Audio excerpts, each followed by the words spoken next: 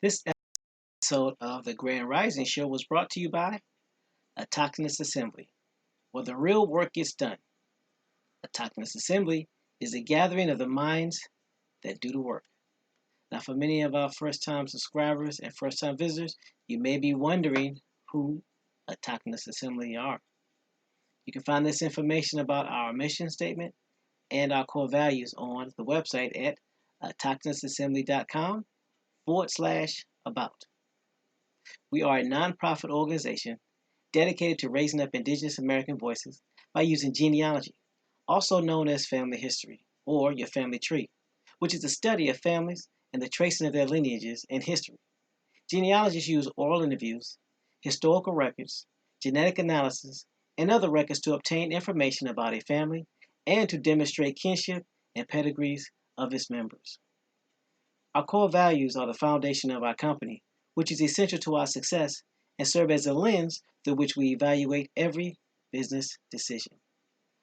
Those core values are, but are not limited to, integrity, which is knowing and doing what is right; respect, which is treating others the way you want to be treated; responsibility, which is embracing opportunities to contribute; and servant leadership, which is serving the common good. Now, at Autochthonous Assembly, we have a couple of goals here. And our first goal and foremost of the reason why we do everything that we do is to ensure that we help you do your genealogy and connect back to your tribe and find out where you are from. Everything that we do from the standpoint of the Grand Rising Show and all the information that's posted on the website is dedicated to that one specific purpose, helping you find your genealogy, find your relatives, find your family so that you will know exactly who you are.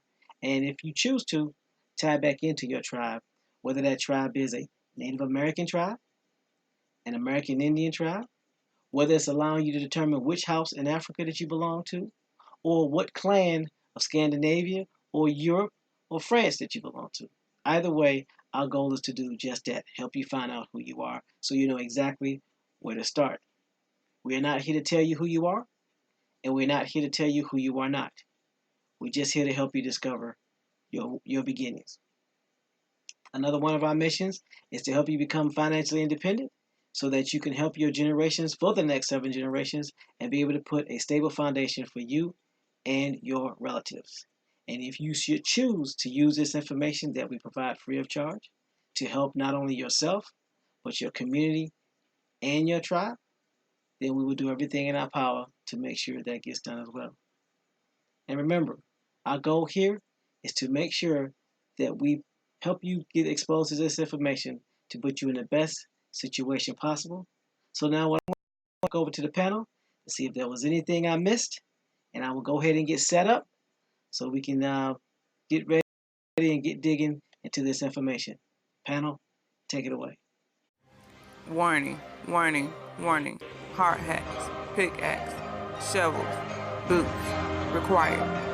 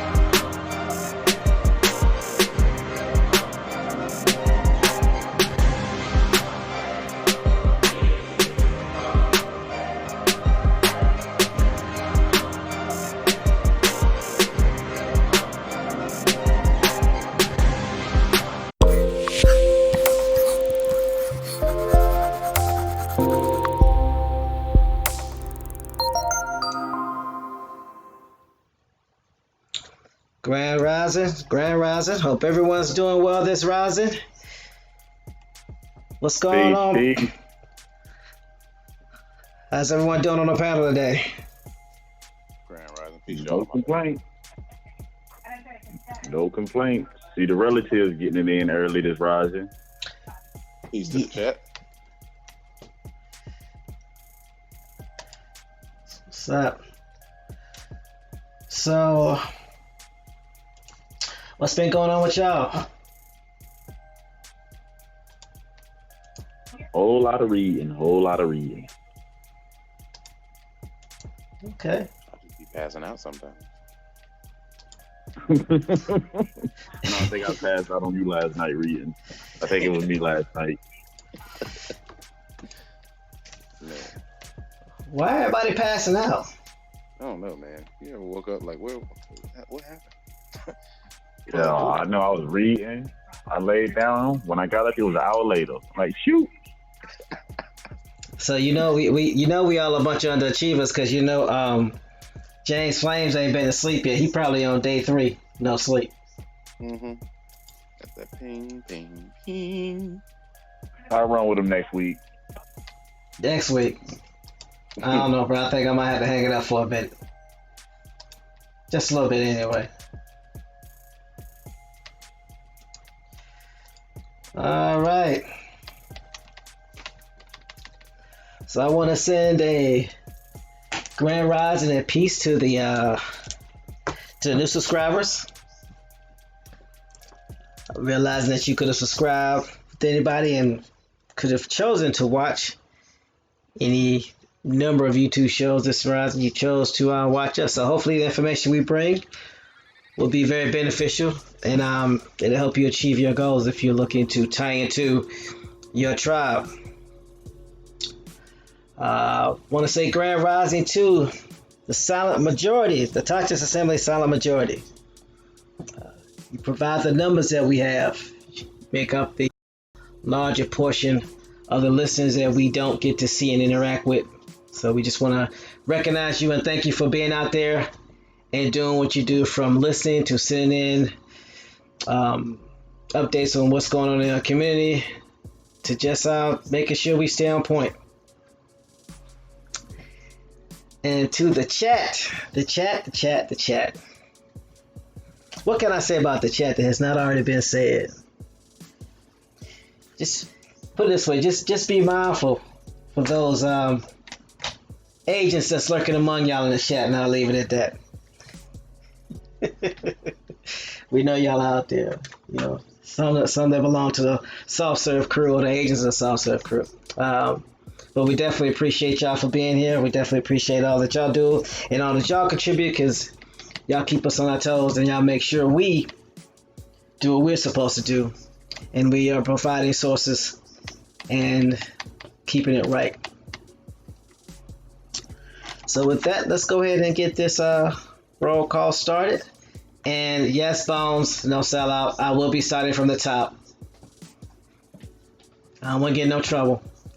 For once? No. You ain't doing the middle today? No. I was already in the middle. Even though today is we're Friday, the third Friday, Oh, yeah. hump day, and we can start. I could technically start in the middle, but I don't want to confuse myself nor anybody else.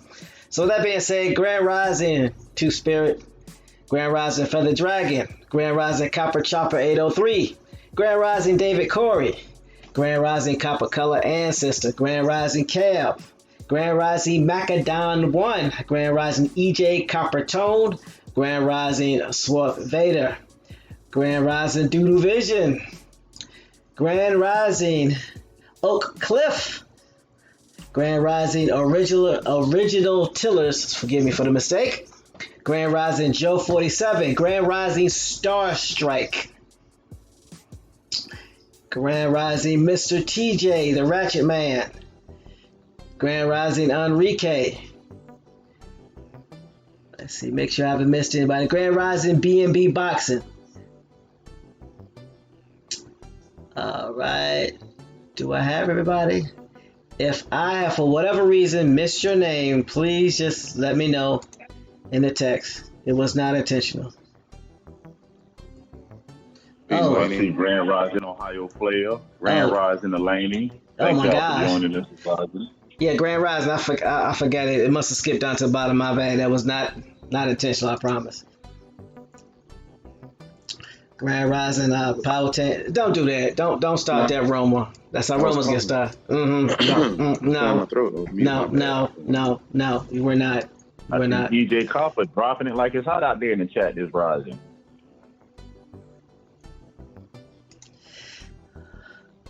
All right. So let me do this right quick.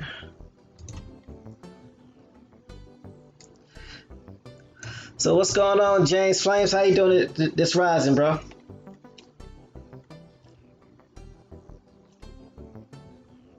It's on and popping. Grand rising to everyone. He said it's on and popping. So I guess we'll find out what that means briefly. So what? Notify your next of kin. I'm tagging and bagging. Tagging and bagging. Uh-oh. Uh-oh. Uh-oh. I'm gonna leave that alone.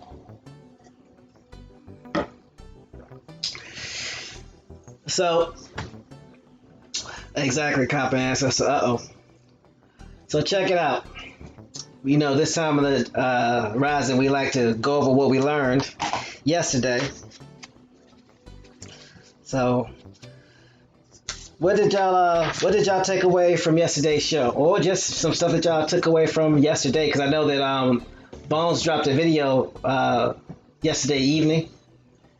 So anybody got any takeaways that they want to share with the chat and the panel, just in case someone missed anything?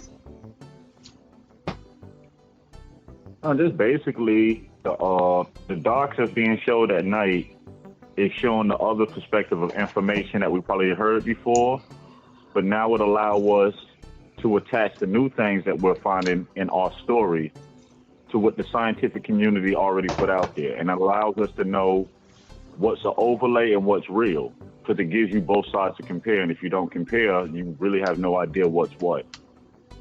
Just comparing notes on what we, like I said, what we uncover and what is already out there in the masses. So now when you come across it, you know, okay, yeah, this word wasn't used at this time, or this language wasn't spoken. It helps the relatives pick out what's an overlay and what's not. Now, for those that may not be aware of what an overlay is, would you be able to give me just an example of that? It's basically a story to where you can have multiple different stories overlaid at the same time, telling different points of views, depending on who the storyteller is. Okay, I got you. So, like for instance, saying that the first people came from the Bering Straits, that's an overlay. Yep. Well, basically, we all know that. Okay. Anybody else on the panel got anything that they want to add about what they learned yesterday, or something they want to reiterate to the chat and to the silent majority out there? I learned that even anthropologists, archaeologists don't like killer bees. They won't even risk their life to go see a tomb that ain't been touched. That's not all I got out of it. Well, you know my motto: flame on, burn it all down, then let's go. Yeah, bees don't like smoke, so that's an easy one. Yeah. Yep. But you know. Right. James Flames, anything that you want to share with the people that they should have remembered yesterday? I mean, because you know I got a lot of stuff that you put down, so I'm gonna share it. Oh, we're just gonna see. Okay. Yeah, they don't like those killer bees. Shout out to the RZA, the Jizza, ODB inspector that you got Ghostface killing the Method Man. Killer bees on the swarm. Good morning. Good rising. Good grand rising. Okay. Well, the thing I want to reiterate and get across and emphasize, because it helps everybody remember this. Not everybody is privy to all the information because they got lives. when we as a group or as people share this information, there is no narrative intended, meaning it's not from the perspective of trying to make you think one way or the other. That's the reason why we always encourage you to do the research. And if there's information that you disagree with, or there's information that disproves it, please let us know. That's why we always put the chat, the email, and the form information for the website in the chat, so that can be done because we want to get it right. Number two, when it comes to these tribes, we do know that there are tribes that basically did not have our best interests at heart because they were too busy taking care of their own family. Meaning they weren't concerned about Indians as a whole. They were concerned about their tribe or their clan. Number three, as an individual that is Issa, from the Itzu, from the Ulli, I will always continue to take responsibility for what my ancestors did and for bringing over these pale-faced women to create a serious disturbance in these lands. And my job is to make sure that we stay on code. With that being said, the information that we're providing is historical facts based off of information coming from the archives, coming from tribal members, coming from documents from tribes, and yes, even coming from Wikipedia, because Wikipedia has sources. If anybody wants to debunk that, I will wait. So just understand that when we present this information, we're presenting it from the standpoint of exposure, because like we say, all Indians had a hand in what we went through. Some more than others, but all of them did. So no Indians have clean hands. So there is no narrative that we're trying to point out one Indian versus another. But at the end of the day, we need to get this right. So that means all Indians need to fess up, clean the mess up, and then we can go ahead and start working on getting back on code.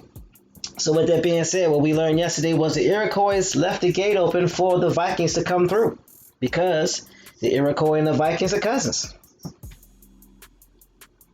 They're family members. And they were working a deal with the Huguenots as far as the fur trade is concerned. So they were the ones that allowed the Europeans in the masses and in droves to come here to this continent and wreck shop. And we learned that the Issa had to go up, get rid of the Vikings or stop them, and then come back down and take care of business. Viking is an action word. It is not a people.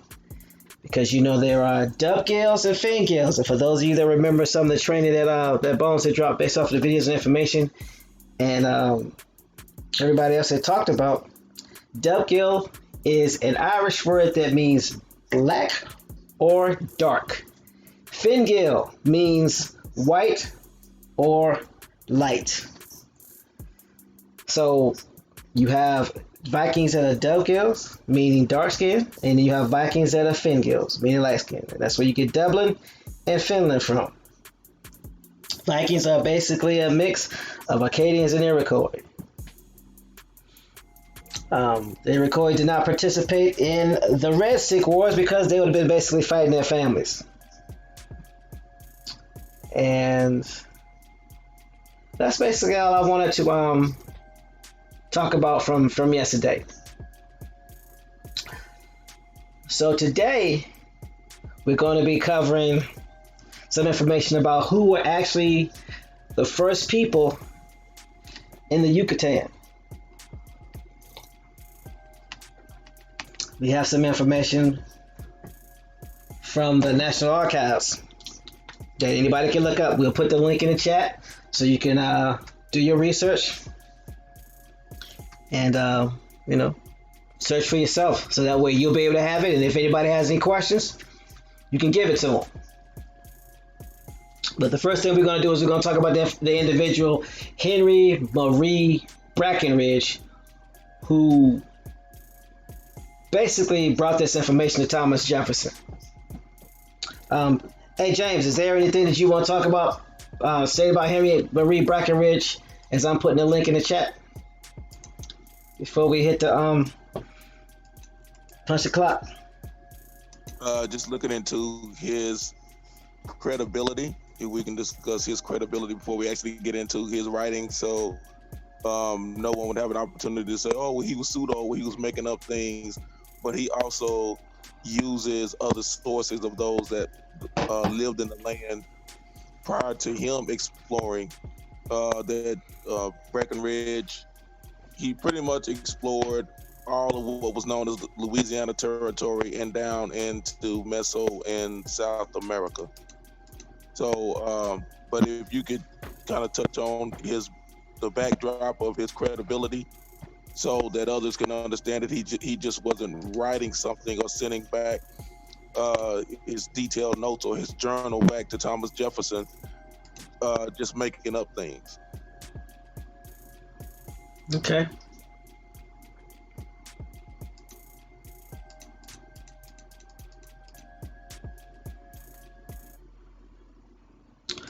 All right, so that's what we'll do. I've just put the link in the chat. No sellout. Are you able to read, or do you need me to read, sir?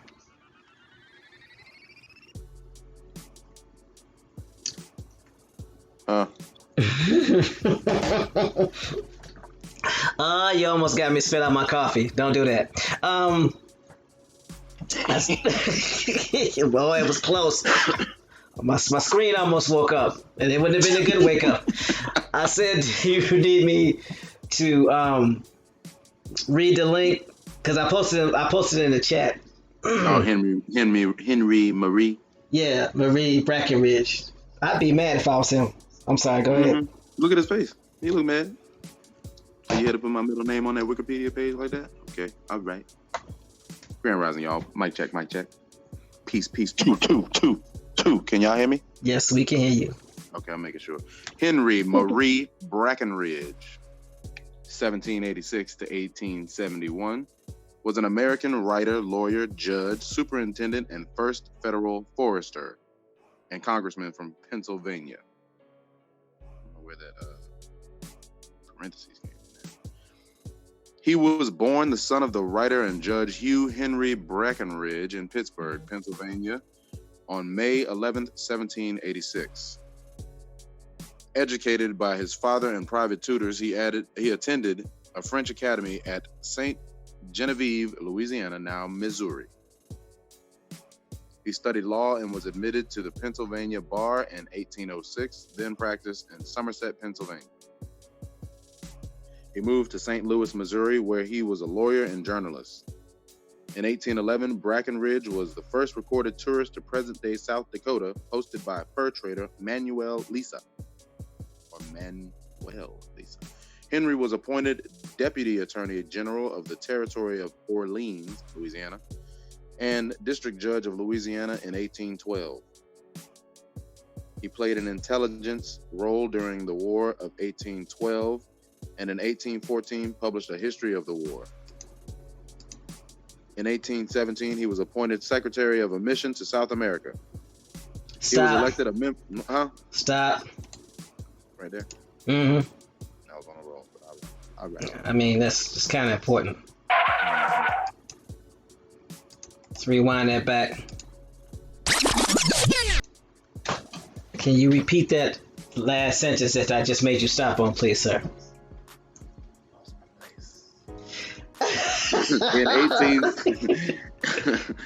I went away from it so fast, I thought you was going on a rant. In 1817, he was appointed Secretary of a Mission to South America.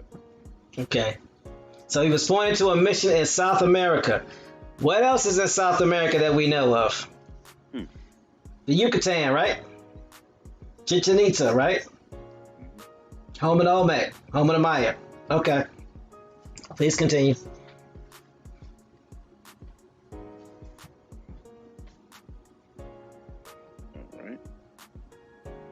He was elected a member of the American Antiquarian Society in 1818. Brackenridge in 1821 entered the diplomatic service of General Andrew Jackson, who was the new commissioner of Florida. Through Jackson's influence, he served as a U.S. judge for the Western District of Florida, 1821 to 1832. When President John Quincy Adams established the Naval Live Oak area, currently identified as Naval Live Oak Reservation, On January 18th, 1829, Superintendent Henry Mary Brackenridge lived on the property and experimented with cultivating the live oak tree for shipbuilding. He was perhaps our country's first federal forester. Brackenridge returned to Pennsylvania in 1832 and became owner of a large tract of land upon which he founded the town of Tarentum, 22 miles northeast of Pittsburgh on the Allegheny River.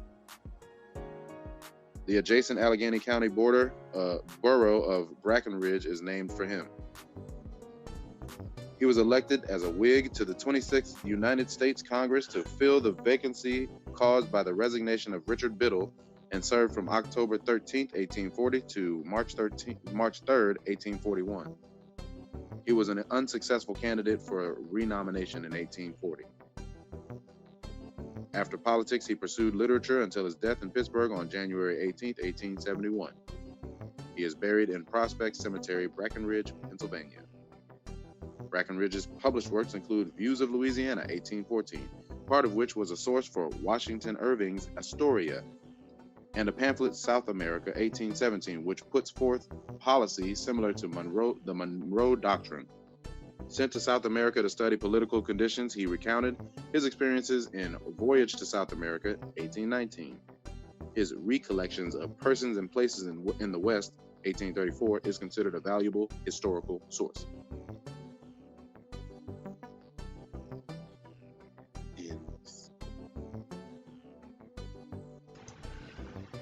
So we know that he spent a considerable amount of time in South America. So he would have first-hand accounts in being there. And like James says, he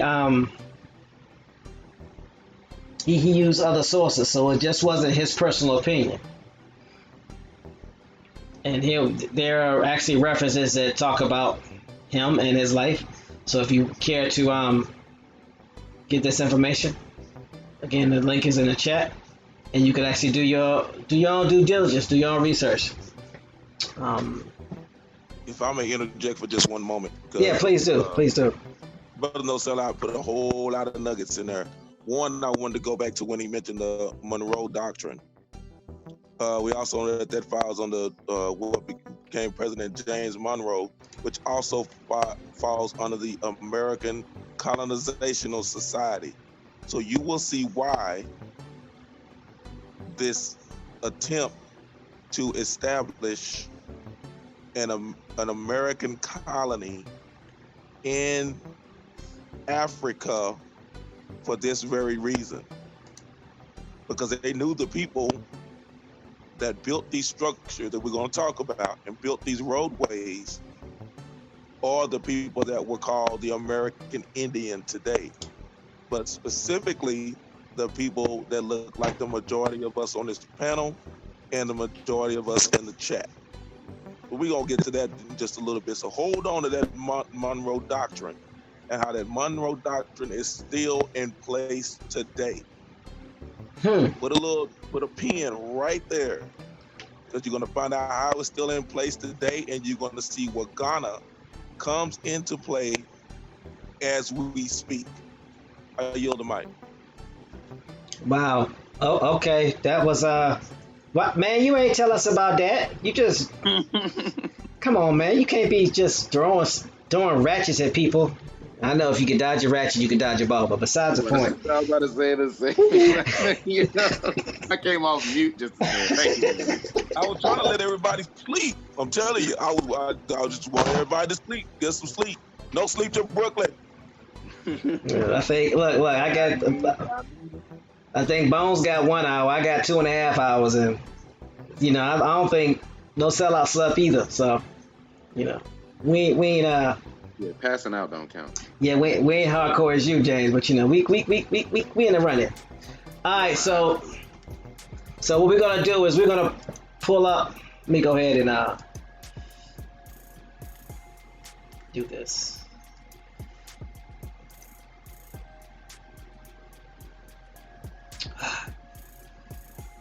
I don't like this.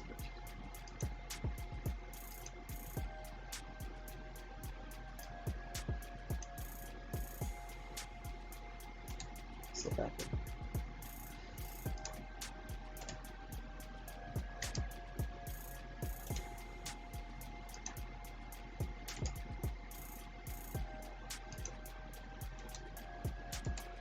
Give me some more space on a page. All right, there we go.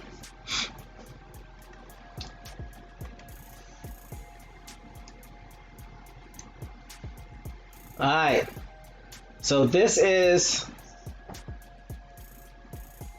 a letter that Henry M. Brackenridge wrote to Thomas Jefferson the 25th of July, 1813.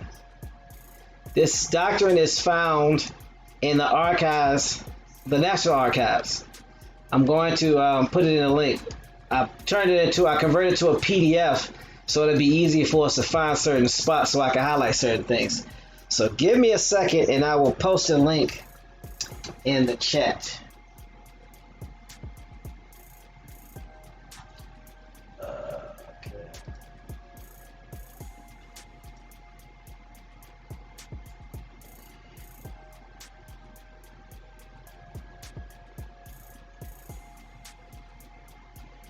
Okay.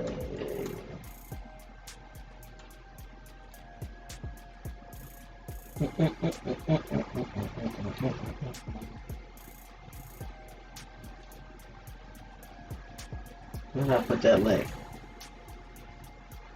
It's coming.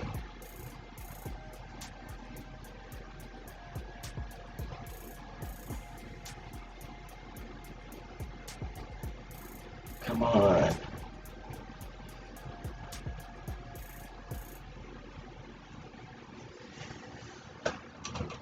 Let's see. Be with you in a moment. Hold on. There we go. Found it.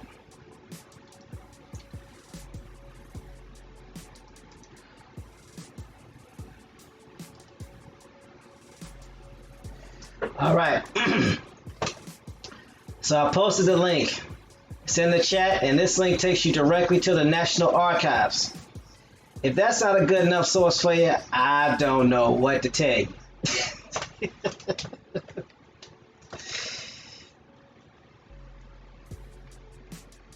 All right. So, no sellout. Are you able to read? Oh, you posted? You got it posted up? I sent it to you. I also sent it to you via text message, but yeah, it's posted in the link. Oh man, it's from the hometown, Baton Rouge, July 25th, 1813. Brackenridge. Hold on, it's a lot.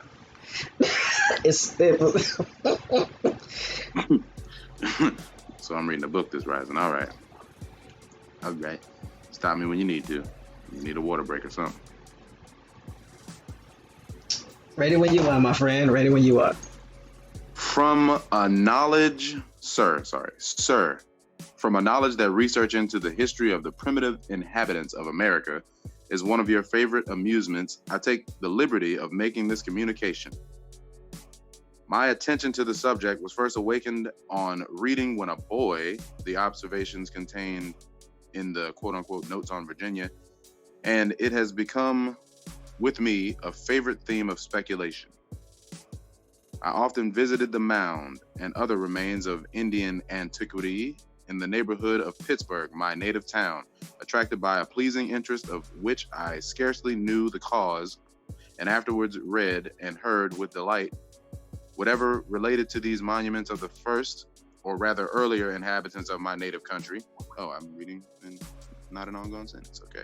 Of my native country. Since the year 1810, without previously intending it, I have visited almost everything of this kind, worthy of note on the Ohio and Mississippi, and from examination and reflection, something like hypothesis has taken the place of the vague wanderings of fancy. The following is a sketch of the result of those observations. Throughout what is denominated by Volney, the valley of the Mississippi, there exist the traces of population far beyond what... Stop. You...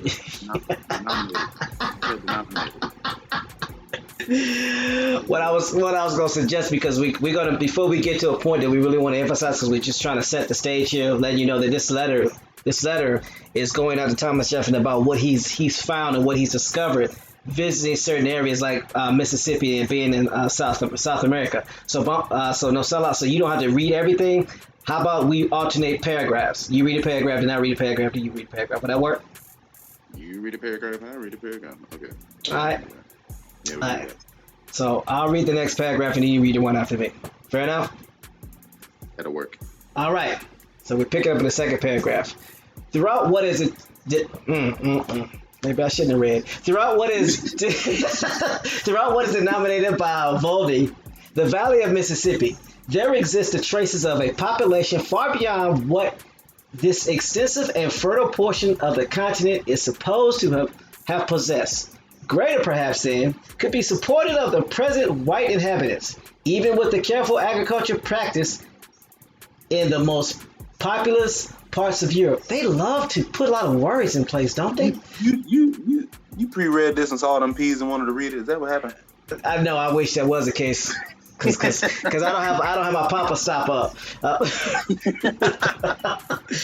It goes on to read that the reason of this is to be found in the peculiar manners of the inhabitants by whom it was formerly occupied. Like those of Mexico, their agriculture had for its only object their own sustenance. No surplus was demanded for commerce with foreign nations, and no part of soil susceptible of culture was devoted to pasturage. Yet extensive forests filled with wild animals would still remain. Then it says the aggregate population of the country might be less, but what of particular districts much greater. We must in this way account for the astonishing population of the Vale of Mexico when first known to the Spaniards, perhaps equal to any district of same extent of China. Then it says see Humboldt, page 127, volume 2.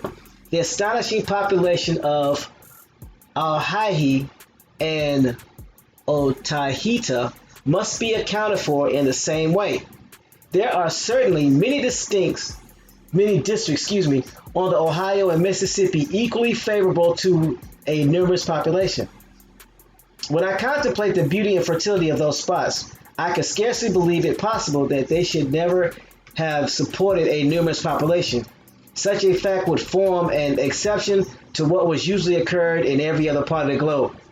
Now, what it seems to me is that he's talking about the traditions of the Indians and how they don't waste any land.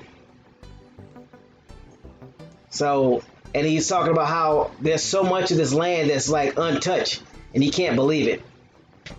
So, you can go ahead and read the next paragraph. No sell up.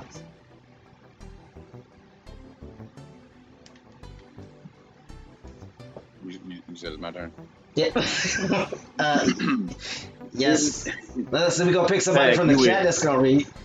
Yeah, they're gonna read it off mute from the chat. In the valley of the Mississippi, there are discovered the traces of two distinct races of people, or periods of population, one much more ancient than the other. The traces of the last are much more numerous, but mark a population less advanced in civilization. In fact, they belong to the same race as existed in the country where the French and English effected their settlements on this part of the continent. But since the intercourse of these people with the whites and the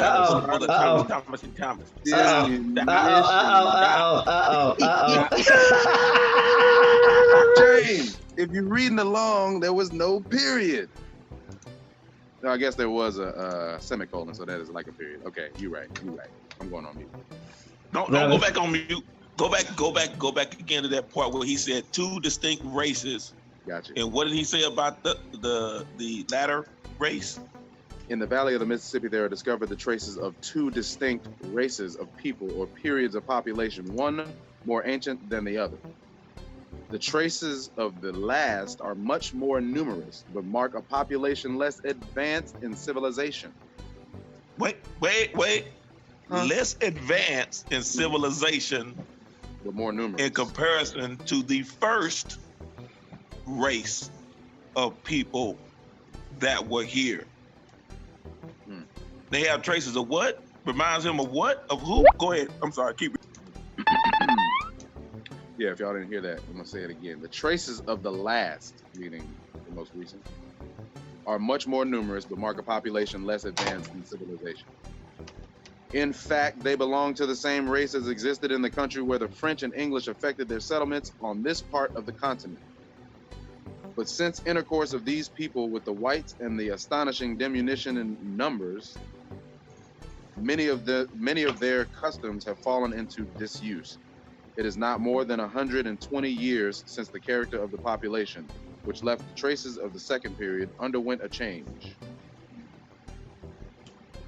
The appearances of fortifications, of which so much has been said, and which have been attributed to a colony of Welsh, are nothing more than the traces of a palisadode. Help me out, James, educator. Towns or villages. The first travelers mentioned this custom of surrounding their towns with palisades. The earth was thrown up a few feet and pickets were placed on the top. I have seen old volumes in which they are presented in the engravings. The Arikara and Mandan villages are still fortified in this way. The traces of these are astonishingly numerous in the Western country. I should not exaggerate if I were to say 5,000 might be found. Whoa, stop. How many? 5,000. That's a lot. Yes. Go ahead. Go ahead. Some of them enclose more than 100 acres. From some cause or other, and we know that there are enough which might suffice to affect it, the population had been astonishingly diminished immediately before we became acquainted with them. And yet, Charlevoix mentions a town of the Mascutin tribe, at present incorporated with the Kickapoos, containing 1,000 families.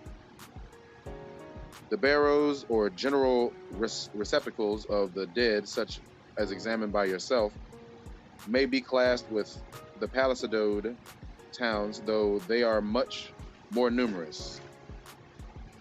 They are in fact to be found in almost every cornfield in the Western country.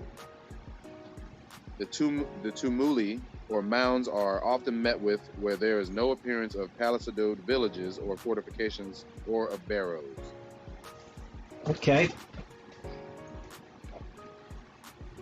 So basically, they're telling you that these palisadode towns are numerous, and there is a lot of people that came from here. Talking about 5,000 of these, and families that range in the thousands of families, not thousands of people, but thousands of families. So, if I remember correctly too, this is where you start getting Melungeons popping up, where they're talking about the mixing of different cultures from out these same areas. Y'all know y'all done messed up now. Because you keep going. They ain't know about that. He's going to talk about the war. He's going to talk about the wars that have been going on. But just for the chat, I want you to see. He says there's two distinct races of people. He describes the second race, and he says it reminds him of the same ones of the French and the English. So we know who he's talking about. And that this group destroyed part of what the first race of people had established. He hasn't described the first race of people yet, but we're going to get there. Putting our heads to bed today. I'm on a mission, not a short-term thing. I yield the mic. all right, so I'll go ahead and read. It says, the first and more ancient period is marked by the extraordinary tumuli or mounds. I have reason to believe that their antiquity is very great. The oldest Indians have no tradition as to their authors or the purposes for which they were originally intended, yet they were unconsciously, formally in the habit of using them for one of the purposes for which they were at first designed, to wit, as places of defense. They said that a lot just to say that they're basically using something that they found already for defense.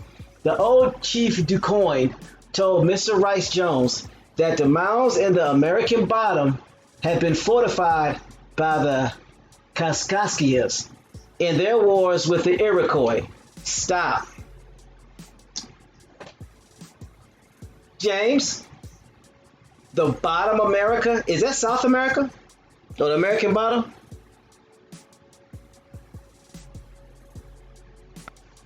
These are the Mississippians Okay. he's talking about. We gonna get there to find out, because I wanna take a little slow today, so that people can go back and see and tell others, because I know we've been playing the telephone game, a lot of us lately, and taking bits and pieces.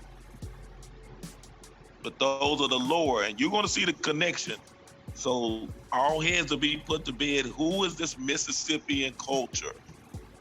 Because he's going to tie it all in and telling you that they are at war with the Iroquois. Yeah, that's what it says. The Iroquois are who? Who are the Iroquois? The Iroquois are those northern Indians who basically mixed in with eventually with the Lakota, and some of the Catawba. That got Indians and French. Indians and French. Yep. The ones that Brackenridge said reminded him of who? The French and the Europeans. The French and the English. We going somewhere today. Go ahead, Brother Ball. I'm sorry. We going somewhere today. Yeah, I was saying, those are, you're reading about the beginning of the Melungeons, Hungu. Okay. So it says an old work from Lafito, a Jesuit, which I met with at New Orleans, contains a curious plate in which one of these mounds, fortified by palisades on the top and large beams extending to the bottom, is assaulted by enemies. These tumuli, as well as the fortifications, are not to be found at the junction of all the considerable rivers. In the most eligible positions for towns and in the most extensive bodies of fertile land, their number exceeds perhaps 3,000. That's a lot, y'all. 3,000? I'm going to read it again. These tumuli, which are mounds, as well as the fortification, are to be found at the junction of all the considerable rivers, in the most eligible positions for towns, and in the most extensive bodies of fertile land. Their numbers exceeds perhaps 3,000. They got 3,000 underlined, so they're trying to emphasize that this is a large number.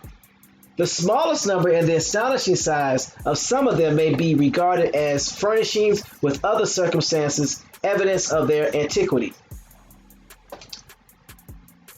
It says, go ahead and scroll up.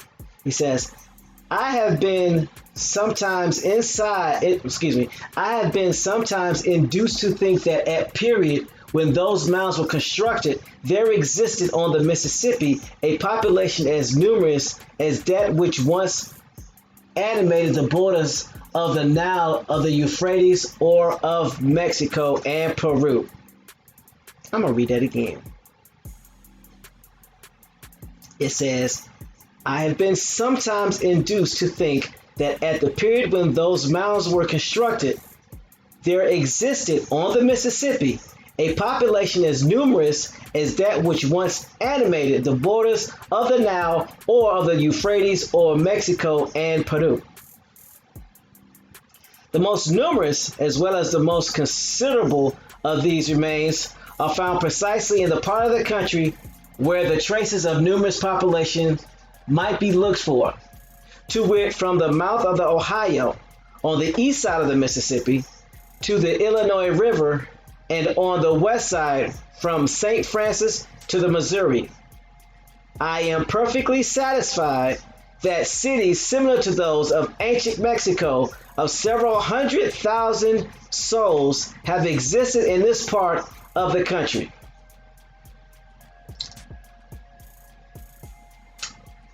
I'm gonna reread that part because it's highlighted. It says, I am perfectly satisfied that cities similar to those of ancient Mexico of several 100,000 souls have existed in this part of the country. So what part of the country is he talking about? Said it up here. And not to mention the Mayan pyramids and temples and constructions that they found in Georgia. To this day, they still can't go excavate because the USFS won't allow them to. So let's continue. It says, nearly opposite St. Louis, there are the traces of two such cities. In the distance of 5 miles on the bank of the Cahokia, which crosses the American bottom at this place, there are no less than 100 mounds in two different groups. One of the mounds falls little short of the Egyptian pyramid Mycerius. When I examined it in 1811, I was astonished that this stupendous monument of antiquity should have been unnoticed by any traveler. I afterwards published an account in the newspaper at St. Louis detailing its dimensions, describing its form, position, but this, which I thought might almost be considered a discovery, attracted no notice.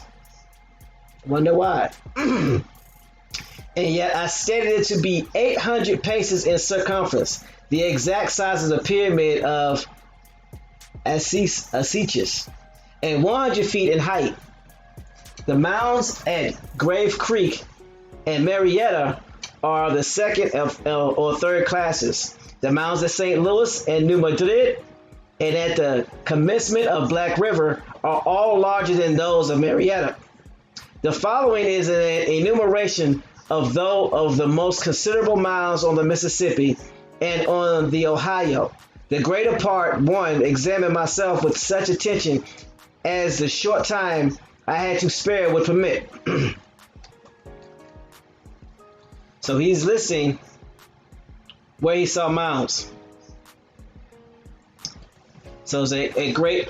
Go ahead, James. I was gonna say, in the mound that he was in awe of is he compared it to the mound that you find, one of the pyramids that you find in Egypt.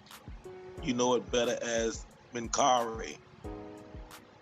When we talk about the great pyramids of Giza. Why did he make that comparison? We're gonna find out after these messages. Go ahead. I just wanted to put that out there. He said that he was in awe. He was in awe. He was in shock.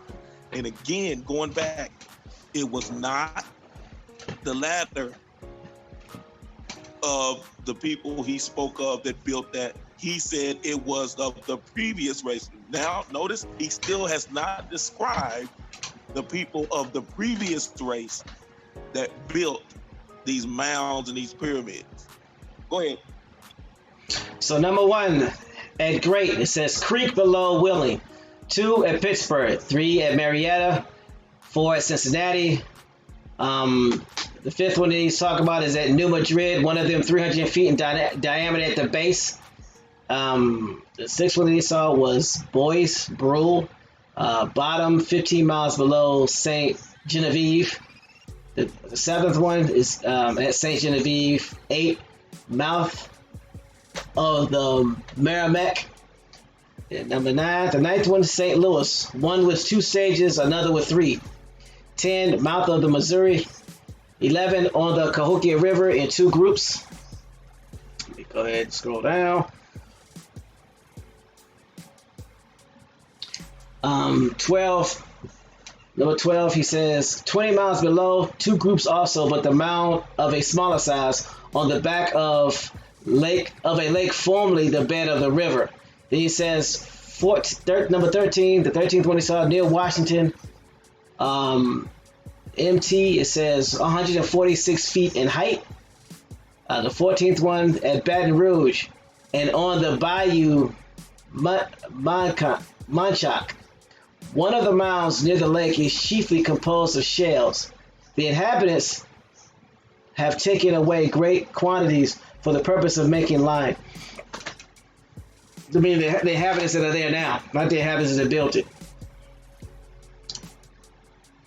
And number 15, the 15th one he's talking about, the mound of Black River of 2 stages with a group around it. So those are the mounds that he's talking about. So we know because when he says enumeration, it basically means to give an account, like when you do an enumerate for the census. So And this is of the Mississippian culture that was there. Right. And I probably at a later date we'll get in. We can get into it today too and discover why there was a war between those of the Mississippian culture and the Iroquois. It's not by happenstance. Go ahead. I'm sorry.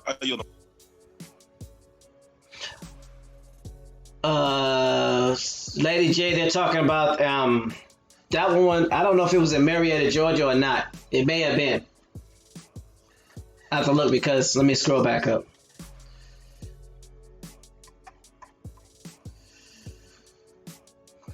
Oh, there is one that was found in the area of Marietta, Georgia. I don't know if that's the exact one they're talking about, but that's the one that the History Channel about 6-7 years ago wanted to excavate, and the government still won't allow them to.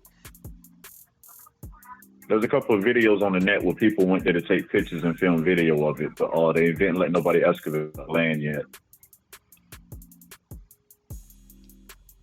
That was actually Marietta, Ohio, but you're going to find out the same connection between Marietta, Ohio, or the same ones that you'll find a connection with Marietta, Georgia, just like the connection you'll find in Miami, Ohio is the same connection you'll find in Miami, Florida.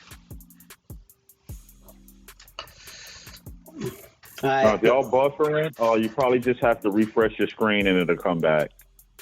Bad weather, so it messes with the signals. Now set up. Are you able to read? Yes. Right below number 15. You just get me on a paragraph. I get you.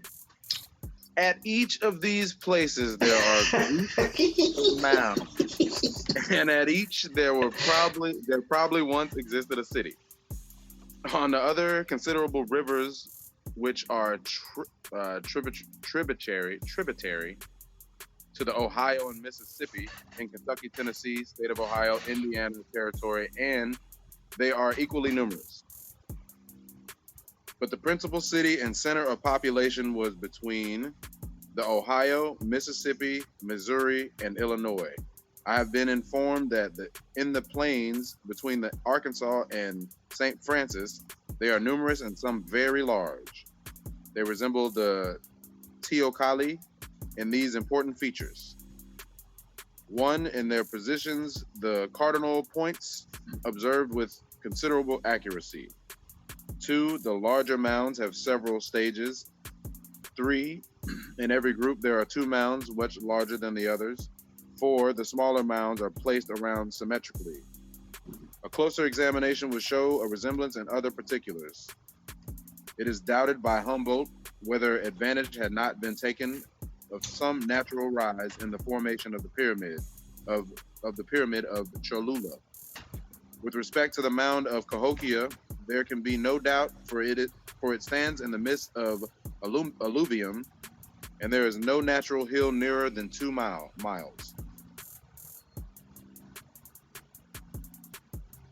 All right. I'll go ahead and read the next 2 paragraphs since that one was. Wait, go ahead. Before you do that, I'm sorry.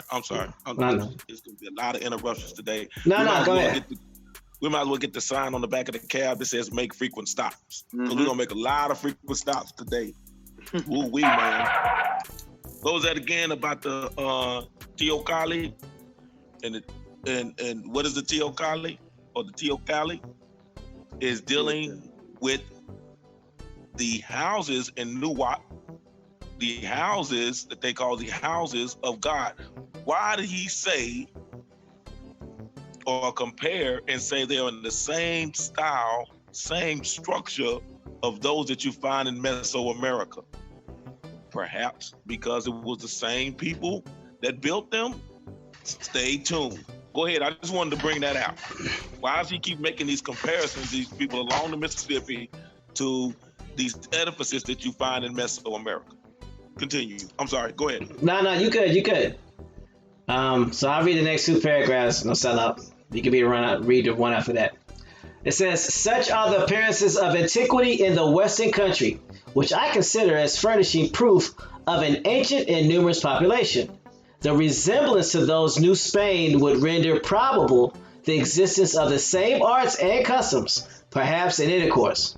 The distance from the large mound on the Red River to the nearest in New Spain is not so great, but that they might be considered as existing in the same country. So you know when they say New Spain, they're talking about the, South America, right? Just so y'all know. Then it goes on to read, from the description of the adorations, as they are called, it appears highly probable, there go that word again, probable, probably, that the mounds on the Mississippi were destined for the same purposes.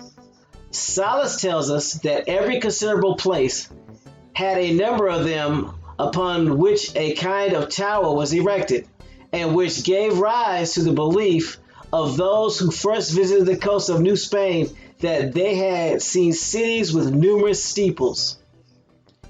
Robertson, who was disposed to the lesson everything American, and to treat with contempt unworthy of a philosopher, all their arts and advancement in civilization, attributes this to the imaginations of the Spaniards, inflamed with the spirit of Quixotic. Let's see, where am I? From which circumstances they bestowed upon in the name of their native country. The four great cities to which the general name of Mexico was given contained 2,000 of these adoratorios,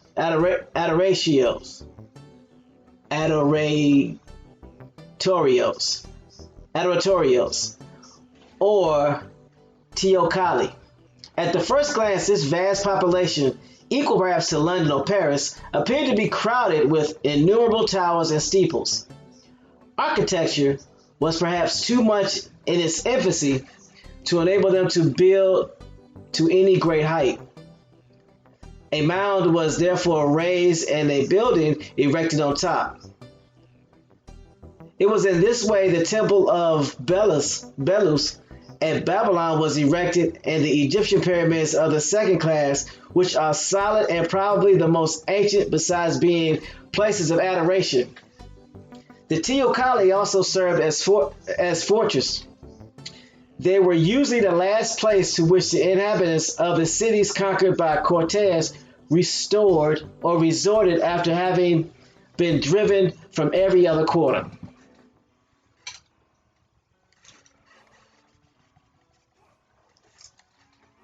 Is there anything that you wanted me to go over in those last two paragraphs, James? Yes, sir. Just go over where he's mentioning about the cardinal points and how these other mounds were placed, smaller mounds were placed around symmetrically. And you're going to see that these were fortified cities, ancient cities that were built by the first race of people. And that he said, you can't tell the difference between what was known as New France, because what the areas that he's exploring, remember, was after the Louisiana Purchase, after Lewis and Clark.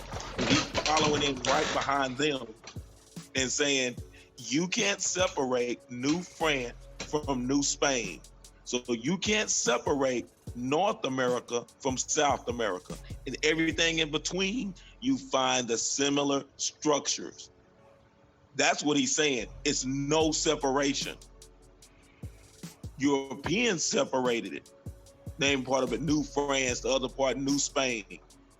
But he said there is no separation between North Mesoamerica and South America. He still has not described the people, and there's a reason why. There's a method to his madness. He wants you to study and look at the structure of these fortified cities. He wants you to look at how these edifices were built and how they are in relation to the cardinal points and how they are in relation to the cosmos. But he has not described the people for a reason, because he's not a fool. That's why I wanted you to read the backdrop on who he is and his educational background and why he was selected to do the things that he's done and why his works led to the Monroe movement or the Monroe doctrine of we need to get these folks that are Indians off of this continent and get them on another land. You're going to find out why. He's setting up the scene, because if he tells you who the people are in advance, then they're going to say, oh, like they do in the day, so, oh, he's pseudo. He doesn't know what he's talking about. So he's letting you know there are two distinct races of people. And that the first race was the one that built all of these structures. The second group came in and started to live off of those structures and destroy some of them to build their secondary or inferior structures. But he's telling you how it's happening, comparing it to the same way they did in Babylon, or what he's talking about, which deals with Mesopotamia, and the same way it's built in Egypt. So now you're going to start to see the connection. It is not happenstance that all of these structures are being built the same way. That you there's no way in the world that you can tell me that, oh, they just all the people just so happen to, oh, at the same time. No, it wasn't happening that way. That they just all reached this epiphany simultaneously, and this is how we're going to do it on different spots on the planet. Doesn't make sense. Follow the logic. But I wanted you to, what he talked about the cardinal points and talking about these Teotihuacalis, that they are called what they call houses of God, or the house of God, for a reason. So go ahead. I'm sorry. Go ahead. I'm gonna go ahead and reread that part that talked about the structures and how they would set up. So let me go back. It says, it says, Solace tells us that every considerable place had a number of them upon which a kind of tower was erected, and which gave rise to the belief of those who first visited the coast of New Spain that they had seen cities with numerous steeples. Robinson, who was disposed to lessen everything American and to treat with contempt unworthy of a philosopher all their arts and advancement in civilization, attributes this to the imaginations of the Spaniards, inflamed with the spirit of the Quixotic adventure. From this circumstances, they bestowed upon it the name of their native country. The four great cities to which the general name of Mexico was given contained 2,000 of these adoratorios, or teocallis. At the first glance, this vast population, equal perhaps to London or Paris, appeared to be crowded with innumerable towers and steeples. Architecture was perhaps too much of its in its infancy to enable them to build to any great level. A mound was therefore raised and a building erected on top of it. It was in this way the temple of Belus at Babylon was erected, and the Egyptian pyramids of the second class, which are solid and probably the most ancient, besides being places of adoration. The Teocalli also served as a fortress. They were usually the last places to which the inhabitants of the cities conquered by Cortez resorted after having been driven from every other quarter. So, Nosella, you want to read the next two paragraphs? Yep. Okie dokie. It's all you, bro. It's on me, baby. Man, I lost this. Man. Really? They were enabled from the position. Oh, you see how that right there is not indented? That's why I got lost. I'm going on mute. I'm just saying, it ain't indented. They were enabled from the position. Mic check. Yup. They were enabled from the position, form, and the tower on the top to defend themselves in these places to great advantage. Placed from the bottom to the top of the mount by gradations above each other, they appeared, as Solus in his animated style expresses it, to constitute, quote unquote, a living hill. And at first, judging only from the experience of their own wars, they fancied themselves impregnable. From the oldest book extant, the Bible, we see exemplified in numerous instances the natural predilection,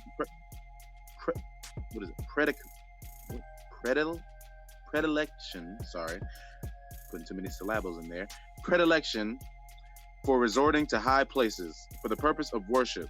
This prevailed amongst all nations, and probably the first edifice dedicated to the deity was an elevation of earth. The next step was placing a temple on it, and finally churches and mosques were built with steeples. This has prevailed in all countries. It may be considered the dictate of nature. The most ancient temples of the Greeks were erected on artificial or natural elevations of earth. At the present day, almost every part of Europe and Asia exhibit these remains of tumuli, the rudest, though perhaps the most lasting of human works. The mausoleum generally holds the next place to the temple, and what is remarkable, all nations in their wars have made the last stand in the edifices consecrated to their gods and near the tombs of their ancestors. The adoratorio of New Spain, like all works of the kind, answered the three purposes of the temple, the fortress, and the mausoleum. Can we entertain a doubt but that this was also the case with those of the Mississippi?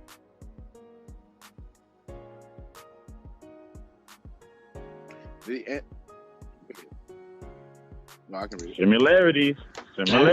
Exactly. The antiquity of these mounds is certainly very great. This is not inferred from the growth of trees, which prove an antiquity of a few centuries, but from the simple reflection. A people capable of works requiring so much labor must be numerous, and if numerous, somewhat advanced in the arts. We might therefore look for works of stone or brick, the traces of which would remain at least 8 or 10 centuries. The great mound of Cahokia is evidently constructed with as much regularity as any of the teocalli of New Spain, and was doubtless cased with brick or stone and crowned with buildings, but of these no traces remain. Near the mound at St. Louis, there are a few decaying stones, but which may have been casually brought there. The pyramid of Papantla in the northern part of the intendancy of Veracruz, unknown to the first conquerors and discovered a few years ago, was still partly cased with brick. We might be justified in considering the mounds of the Mississippi more ancient than the teocalli. A fact worthy of notice, although the stages are still plain in some of them, the gradations of steps have disappeared. In the course of time, the rains have washed them off.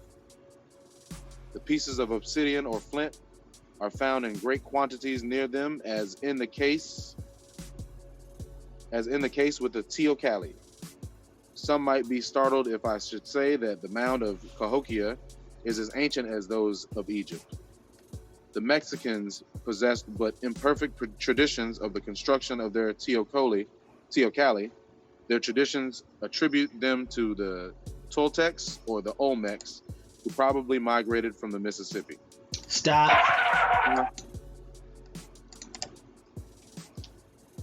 Reread those last. Hold on. 3 paragraphs? All right, hold on. No.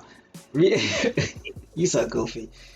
Reread that last sentence that's highlighted, please. Highlighted. You talking about on your screen or mine? Because I ain't highlighted. The last sentence.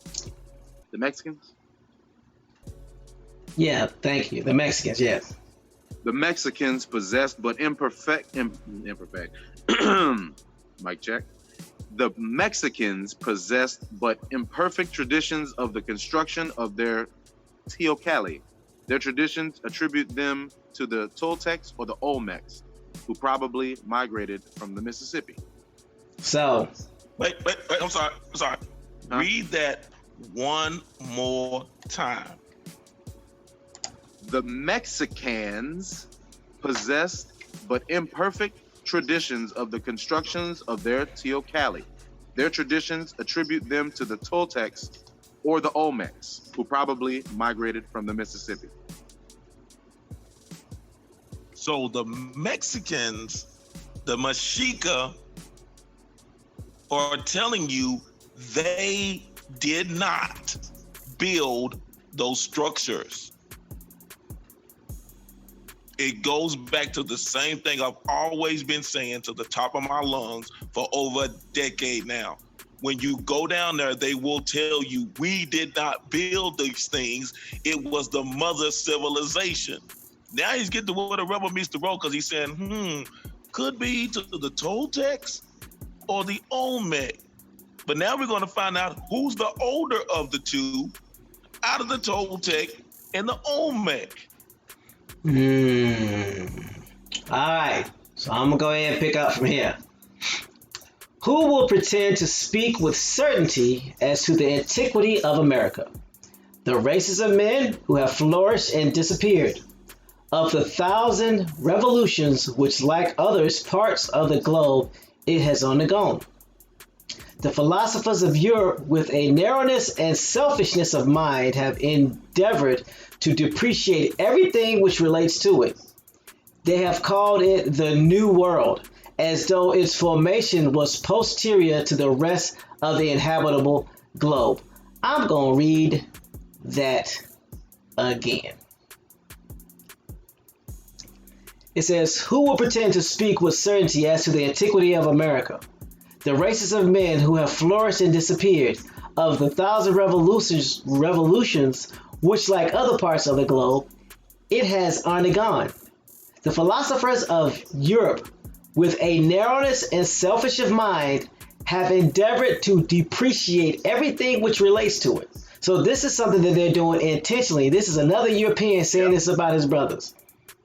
He's telling you that they erasing the history of the Americas. He says they have called it the New World, as though its formation was posterior to the rest of the inhabitable globe. So if he's saying as if, that means he's telling you that he don't agree. Yep. But I could be wrong. Moving on. A few facts suffice to repeal this idea. I'm going to read that again. Got him. A few facts suffice to repeal this idea. And what idea is that? Is that this is the New World. What is this? The Americas.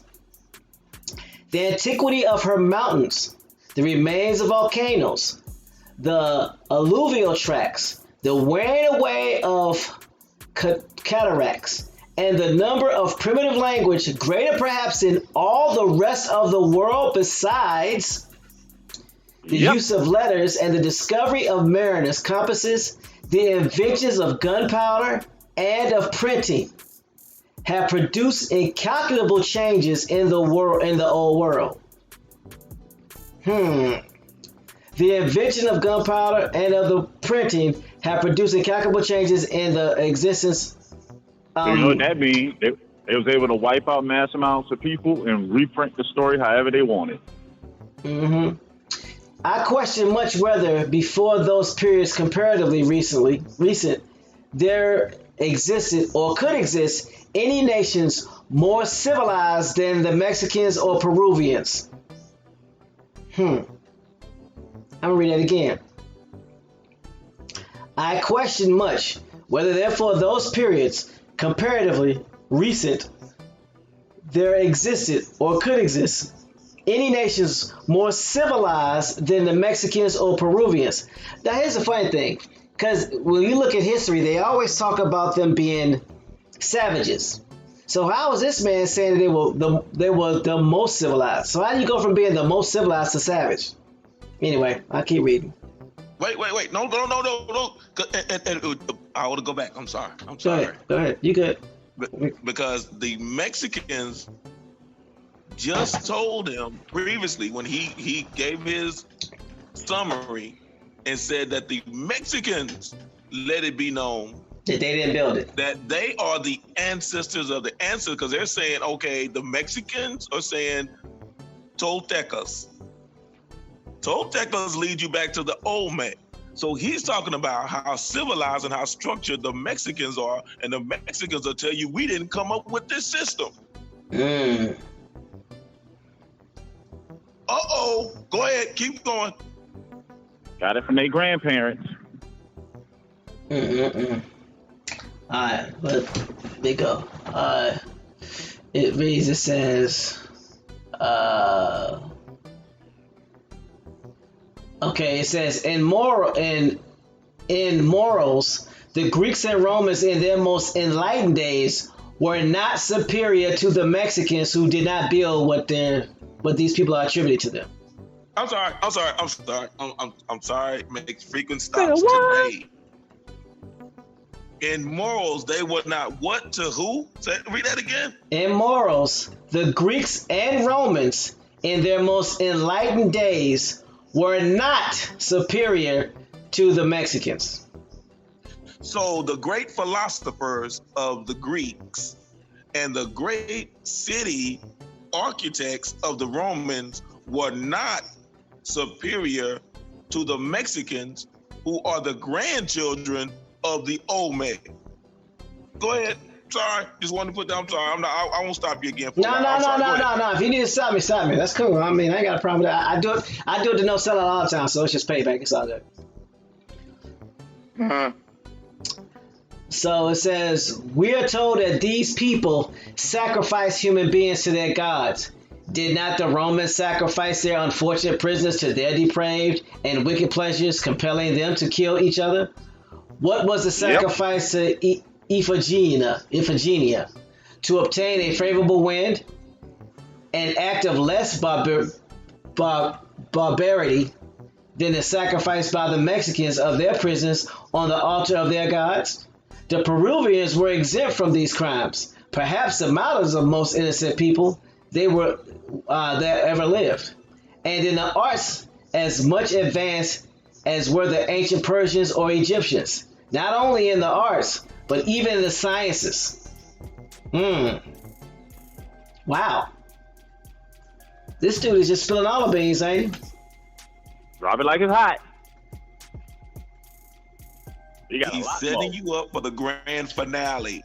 Look at that, and that's what he said before. He's saying, when they get talking about, oh, they were sacrificing their own and this and that, what did he say? That, and remember, again, the Mexicans, where you fall into dealing with the Aztecas, where you're dealing with the grandchildren of the Olmec. Who were they sacrificing? Their own or their enemies? Their enemies. Okay, all right. I just wanted to put that out there. They were sacrificing their enemies. They were killing their enemies, even because there's a way in nature that you are to slay your animals if you eat flesh, which means if you are a meat eater. So even in war times, there was a ritual, there was a graceful way that they dispose of their enemies. Today, you call it public execution. It was not them sacrificing their own. It was a graceful way of saying, although I know you were my enemy, I am going to execute you gracefully because you are still a human being. Go ahead. Go ahead. And can we use common sense for 1 second? What sense does it make for any population to kill their own people? Aren't you dwindling your population now? Makes sense to me. Why would you do it to your own population?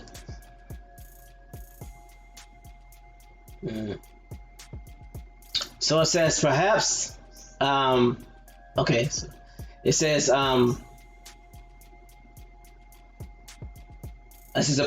the Peruvians were exempt from these crimes, perhaps the mildest of them and most innocent people that ever lived.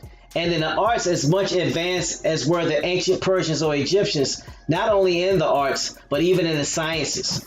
Was ever any work of the old world superior to the two roads from Quito to Cusco? Darn. Let me scroll down some more. So I'll read to the bottom of this page and to that line. Then he says, pardon me for troubling you with this long and perhaps tiresome letter, dictated probably by the vanity of personality, communicating my crude theories to one who holds so distinguished a place in the temple of science, which is of no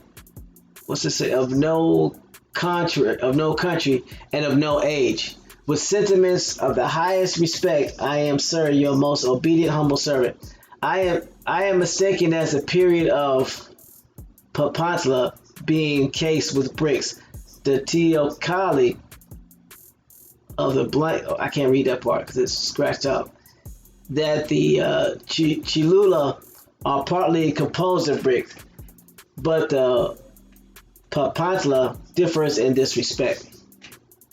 It says, see the curious account of Casas Grandes on the Rio Gila and Tennessee of Senora and the Mental in the Tennessee of Osaka. And that's all there is. Hold on. It talks about his accomplishments. You want me to read this part, James? Oh no, sir. You don't have to, because everyone that has the link can read that for themselves. Okay. So they would know that these are the references and the sources on what was going on. So he's talking about from Quito to Cusco. And I believe that it was a week ago or so, maybe a couple of weeks now, we were talking about the mosquito people, right? Mm-hmm.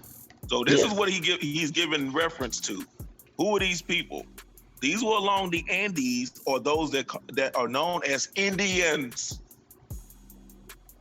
And he's talking about how ancient they are, and blew out of the water discussing the relationship to the Greeks and the Romans. Because remember, the Romans taught everybody how to establish cities and build up fortifications and make military moves, right? Everything was based upon the Romans.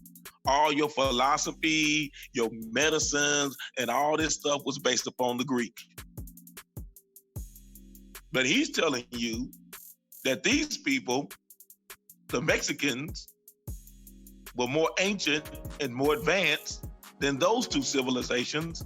And the Mexicans tell you there were at least two groups that were more ancient and more civilized than they. Their parents, the Tolteca, and their parents' parents, the Olmec. Remember, he said two distinct races.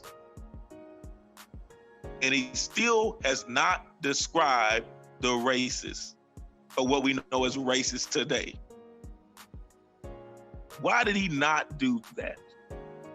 Because he understood if he were to tell you outright what these people looked like, his credibility would have been shot. But he's telling you the greatness of who they are and what they have done. And all throughout there, he uses the references of those that he leaned on for understanding. In a moment, I'm gonna give you one of the writings that he says specifically that he leaned on for understanding, and what this individual said about the people in that area and who they are, and breaking down who they are and telling you, wait a minute, this Mississippi culture is the same that you will find in Mesoamerica and South America. Again, going back to the Monroe Doctrine that they used was based upon his findings and said, we've got to get these folks up out of here. A particular group of people, because as long as they know who they are, and as long as they are on their own land, we cannot dominate them. And he told you they were beginning to erase the truth and label this world the new world. But he's saying, wait a minute, because as far as they were concerned at that time, when he was collecting all of this data, collecting all of this information, this was considered the West. And he's just along the Mississippi and working his way down to the Gulf and then down into South America. So now you're going to see under this Monroe Doctrine, because he mentioned in there about Andrew Jackson. So now you're going to see why they had to move the Indians off of the Mississippi. And then they started to build on top of what they were building. Remember, again, two different races. The latter race were building inferior structures and using the material from the people that were there before them, the ancient people before them. So now you're building cities on top of a city on top of a city. Now you can imagine, let's fast forward to today, you got at least five layers of cities underneath what we call cities today. It didn't happen by accident. They could not destroy all of the structures, so you just build on top of it.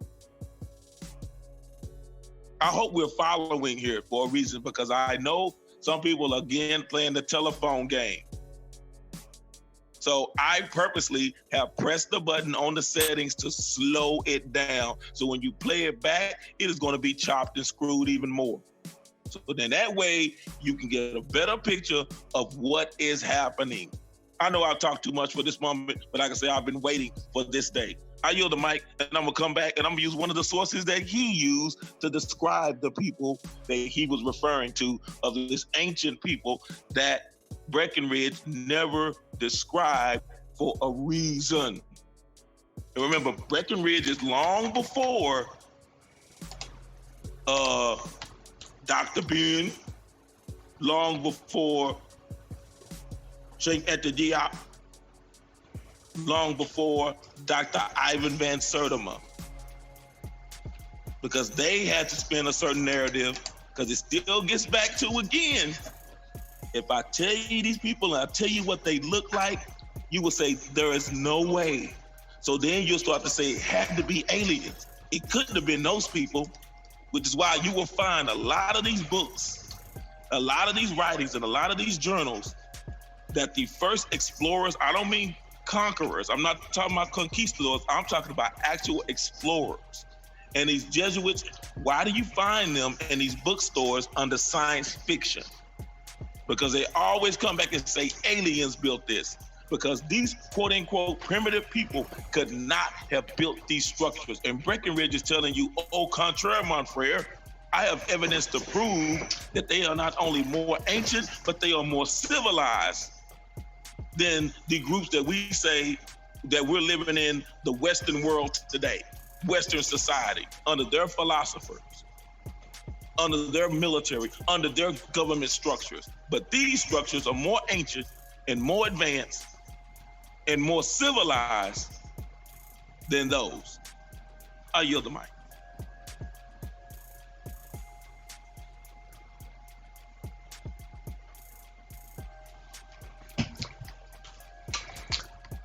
Okay, do you need me to read the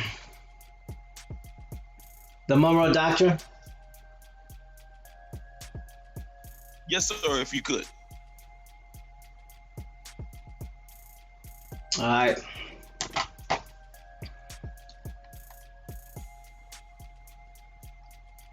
The Monroe Doctrine was a United States policy of opposing European colonialism in Americas beginning in 1823.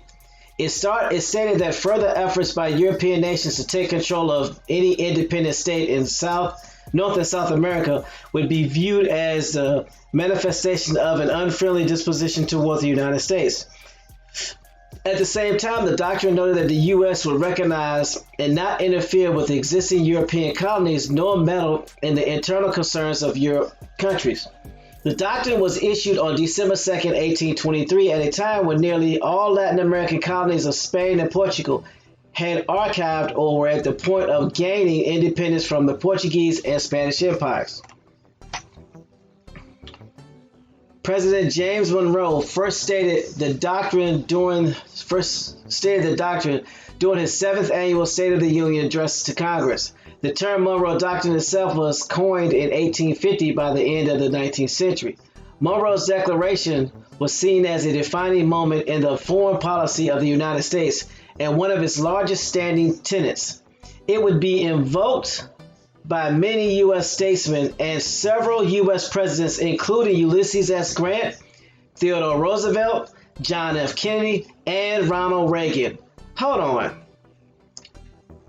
So you mean to tell me these presidents, including these presidents, are doing the same thing as far as causing migration? People to be sent somewhere for colonization?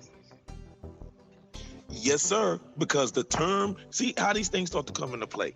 The term Hispanic was not used until Ronald Reagan. There was no such thing as a Hispanic until Ronald Reagan. Hispanic again leads you back to Hispaniola, which leads you back to the Iberian Peninsula. They weren't calling themselves Hispanic, just like we wasn't calling ourselves African American. To the 80s, follow the breadcrumbs. Ronald Reagan started using that terminology to separate and get another classification of people. I'm Hispanic. I'm Hispanic. That was not used until Ronald Reagan. All goes back to the Monroe Doctrine. Go ahead. I'm sorry. I didn't mean to interrupt. Go ahead. Okay. Where am I at? It says, see. It says the intent and impact of the Monroe Doctrine persisted with only small variations for more than a century.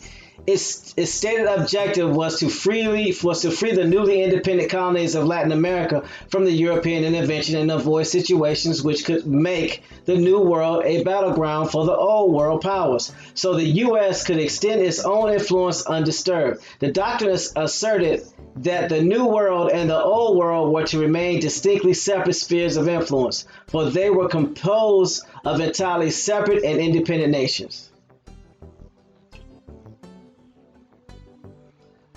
After 1898, the Latin American lawyers and intellectuals interpreted the Monroe Doctrine in terms of multilateralism and non-intervention.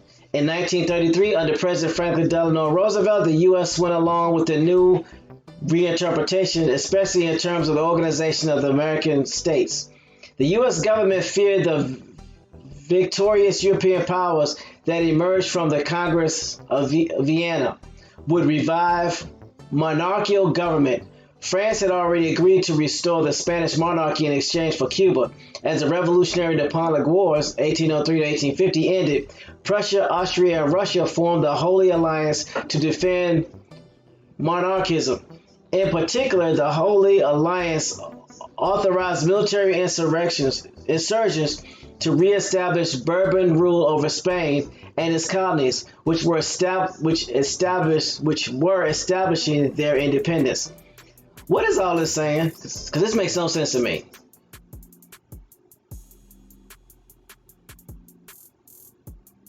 It was their way. They wanted to get rid of what we know as the Romantic speaking languages, or what we know as Latin or Ladino. Get rid of these folk.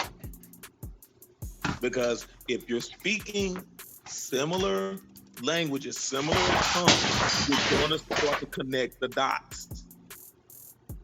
So what he's saying, and going back to FDR, remember there were several things that were done when he talked about the restructuring of these states. Also, it was established because there were enough of us to remember who we were and who we are, that he had to establish the public Indian housing codes that you know as HUD today. Because as go back again, what we always talk about, and Brother No Sellout puts it in there all the time. And you all say that too. Brother Thomas, you talk about the public and Indian housing is not for the Indians on the reservation. So who are these Indians on the reservations? These are your mestizos, your Matisse, or you would even find Matif. These are the mixture of these people of these Iroquois Confederacy that are now on these reservations. They're putting it all together to let you know. Again, they kept bringing interpreters over. So that means they had to be speaking a similar tongue to be able to understand one another. Get rid of all of that. Why is it you fast forward to America today, currently, and it's English? Oh, that's speaking the King's English. Don't come over here speaking that stuff. Learn English. See why all this comes into play under the Monroe Doctrine. Speak the King's English. Don't speak that Ebonics, which Ebonics really was just a form of our language, was still a dialect of Ladino. But they don't tell Cajuns to speak the King's English. And I can't stand a cotton picking thing they saying. Oh, we go hold this up, get some gumbo. I don't know what they're saying. So it's going back, you're following the breadcrumbs, where this started. You gotta get rid of them. You can't show any traces of them. You rewrite. That's why he said about gunpowder and the printing press. The print, go back to what Brackenridge said, because of the printing press, we can rewrite this. We can eliminate people, we can force them into certain areas, push them into a corner, and then rewrite. But I'm seeing with my own eyes, which is why I say again, when you travel to these places and you see for yourself, you say, there is no way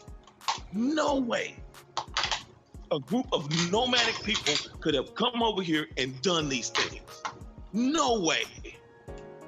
I'll come back again. I'm gonna yield the mic. I'm sorry, I'm going on too much. I yield the mic. No, you good.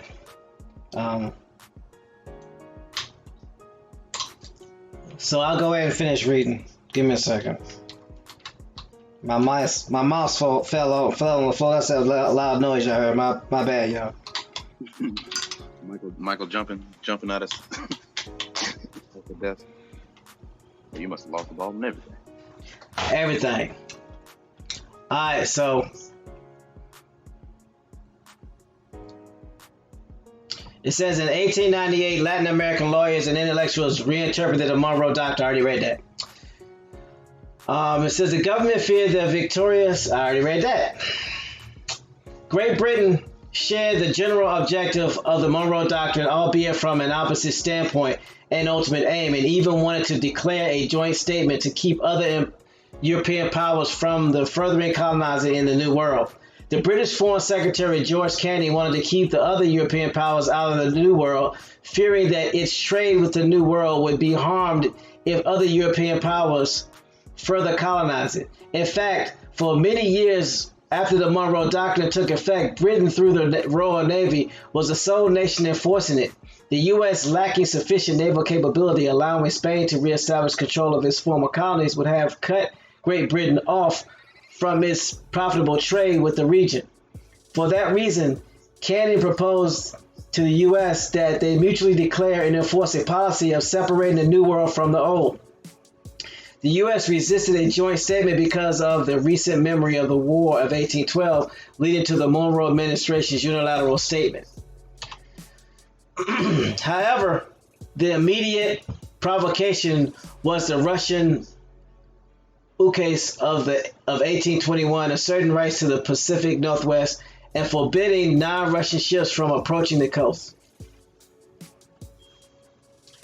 Do I need to read any more, or what's going on? That gets into your other influx of your Mongoloids that are coming in from the Pacific Northwest. That we know that those that came and settled along and known today as the Plain Indians, or we call them the horse riders. But yeah, you can stop right there, because I just wanted to see how these policies and these doctrines that we think, oh, it's ancient stuff. We don't need to know that that's history, but it shapes our society today. It was so imperative that Ronald Reagan started using the term Hispanic. And now you see where it says on there Hispanic, and most of those that label Hispanic on the census label themselves as white. That's why the numbers are skewed, because they label themselves as white. Look on the census. It says white, it says Hispanic, white, or non-white Hispanic. But the majority of those that classify themselves as Hispanic check the box that says white. And we in turn do the African American. I know we won't have time to get to it today, but probably at a later date. I will show you in further writings on those that he was leaning on as other sources that says, wait a minute, down here in the South, they said that Negroes outnumber whites 20-1. So again, tell me how you got me in shackles when we 20-1. And that was after the Great Migration coming over here. So how is it still 20-1? And who were the people that were building these things again? And now you're gonna understand the structure on Washington, D.C. Oh, it's built the backs of slaves. They were not slaves. They were the ancient ones. They were the children, the great-grandchildren of the ancient ones that still remember how to build a fortified city, a fortified civilization. Again, how is someone that does not have major structure? Like I said, don't give me Mali, because Mali was built upon the back of the Berbers. So don't give me that civilization. You don't count that, because that's not yours, West African. And I'm not here to bash real West African. I'm talking about those that are claiming to be greatness from Egypt. You get to West Africa, you forget how to build. James, you're coming in very muffled. I don't know, something happened to your mic. Give me a quick mic check. Uh-oh, check. I'm so sorry. You're perfect. You're perfect. Now you sound better. I shorted out my mic. Now you sound better now. You sound better. Go ahead. All right, can you let me know where you all didn't hear me? I would say about 2 to 3 sentences back, if you can remember that far. Oh man, I'm just off the cuff. I try to remember what I said before that. I was mentioning that about Mali. Did you all hear that part or no? No, we didn't. Okay, I was mentioning about Washington, D.C. And they say that Washington, D.C. was built upon the backs of slaves. This is not true. It was built upon the great-great-great-great-grandchildren of those that already established these fortified cities all over the Americas. That is why you will find Washington, D.C., they say, oh, it was structured after Egypt. And I took that little Egyptian / D.C. tour and then started looking at the fact of, wait a minute, these structures, this is set up like what you find all throughout the Americas, North, Central, and South America. So when I say again, no shot at West African, I'm talking about those claiming to be West African, but over here I'm gonna talk about the greatness of the slaves that did it. Now here's what does not make sense. You don't build any great civilizations in that manner all along the west coast of Africa. Like I said, don't give me Mali, because Mali was built by Berbers. That was established by Berbers. So you can't, so Mali's out the door. That's it, that's gone. So where are the other major structures that are like this? And then you come over here, right? Supposedly, you come over here and you start building all of these great edifices, but you didn't build anything where you were. So how are they picking you to build something that you never built? And these things are still standing, and the structures are still standing, the roads are still standing. How is this possible? Follow the logic. I go back again. You have all of these structures that Brackenridge is talking about, and the other writers before him are talking about. These were the ones that were building all of these structures because they knew how to make it last. He's already told you that there was a later group that came that started building things on top of stuff that was already here. The Mexicas, AKA the Mexicans, are already telling you, hey, we didn't build this stuff. We didn't establish this government. There was an older group of people that did. Now, you got those still talking about Mongoloids. Again, Mongoloids were nomadic people. Nomads do not build structures. That is why you will find these Mongoloids living in teepees. They do not have a home. In order for you to build these structures, like was read earlier, dealing with the cardinal points, you have to have some sense of stability. When you don't have a place to lay your head at night, every day you're moving around, you have no sense of stability. You have no compass, morally or otherwise. Because when you're always on the go, you will do some things that you said you will never do in order to be able to get a peaceful night's sleep. So they talk about the cardinal points, they talk about all these structures and how they're built up on the cosmos. I'm gonna come right back because I'm gonna put this bearing straight thing to bed. And I'm gonna put it to bed and I'm gonna say it again. And anytime somebody come to me with this bearing straight talk, I'm gonna put it to bed once again. And then I'm gonna do what our ancient ones would do. I'm gonna chop your head off and I'm gonna put it outside of the camp and scatter your body parts. Figuratively, not literally. But I'm gonna come right back and I'm gonna read a piece on one of the sources that Brackenridge used. I yield the mic.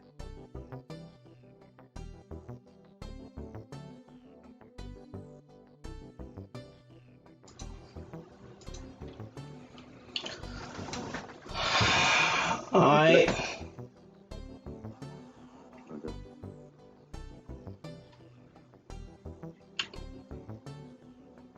All right, so yeah.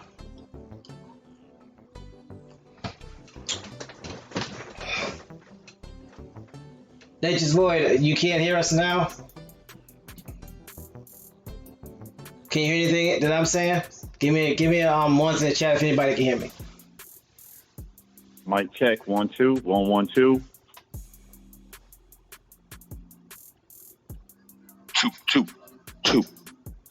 Can y'all hear me? Okay, Pamela all gave us some ones.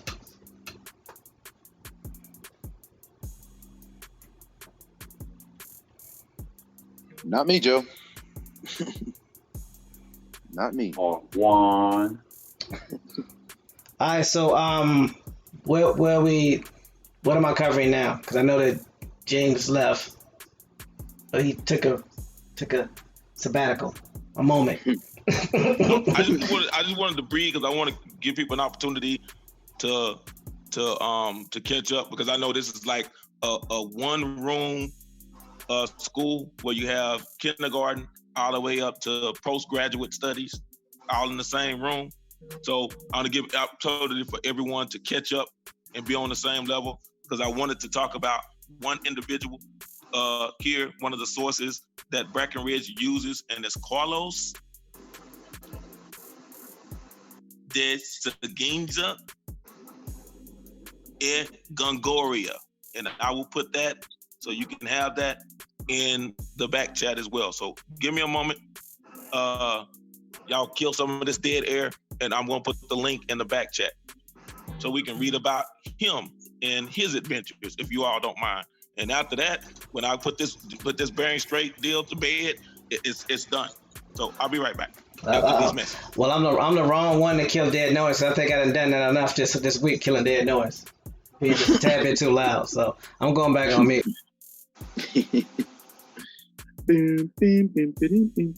just basically give people a chance to look at the research and start putting their own research to the test of what everything that's being told and discovered. And plus it shows that there are sources of information, that people did record things down, that if you look hard enough and consistent at it, that you will find it.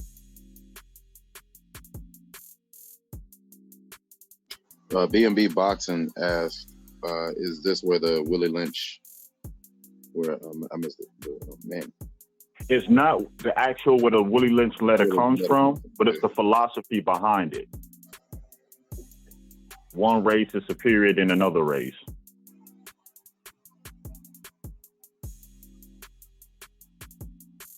All Was for that the question? justification of, You can retype it if you you know, B&B, yeah, he asked us this where the Willie Lynch letter came from. Not the actual letter, like I said, the philosophy of it.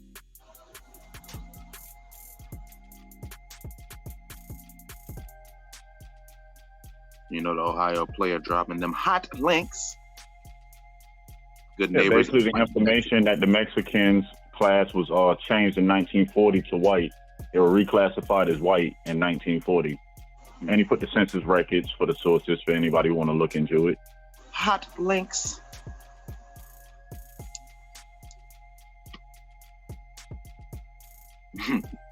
Joe 47. Unmute yourself. Gab, unmute yourself. I had a message coming real quick. Peace, Charles Card. Proper shot time. Who else in the building? Rachel Perez, peace. James Gilmore, peace. I put the link in the back chat. If someone could read that, I'd greatly appreciate it. And just going to like his early life and what he was, and just kind of like I say, just I'll tell you when to stop. Go ahead. I'm sorry. I'll tell you. You got it, teammate. You want me to get it? I got it. You got it. I got it. Don Carlos. Mic check. Am I on? Yes, I am. Peace to the chat. Don Carlos de Seguenza y Góngora, August 14th, 1645 to August 22nd, 1700, was one of the first great intellectuals born in the Spanish Viceroyalty of New Spain, Mexico City. He was a criollo, patriot, or criollo, I'm not sure it's criollo, patriot, exalting New Spain over old. A polymath and writer, he held many colonial government and academic positions. Early life. Seguenza was born in Mexico City in 1645 to Don Carlos de Seguenza y Benito, originally from Madrid, and the Doña Dionisia Suárez de Figueroa y Góngora, born in Seville, Spain, whom the elder Don Carlos met following his arrival New Spain in 1640. Seguenza was the second oldest and first male of 9 siblings. He was related to the famous Baroque Spanish poet Luis de Góngora through his mother. He studied mathematics and astronomy under the direction of his father, who had been a tutor for the royal family in Spain.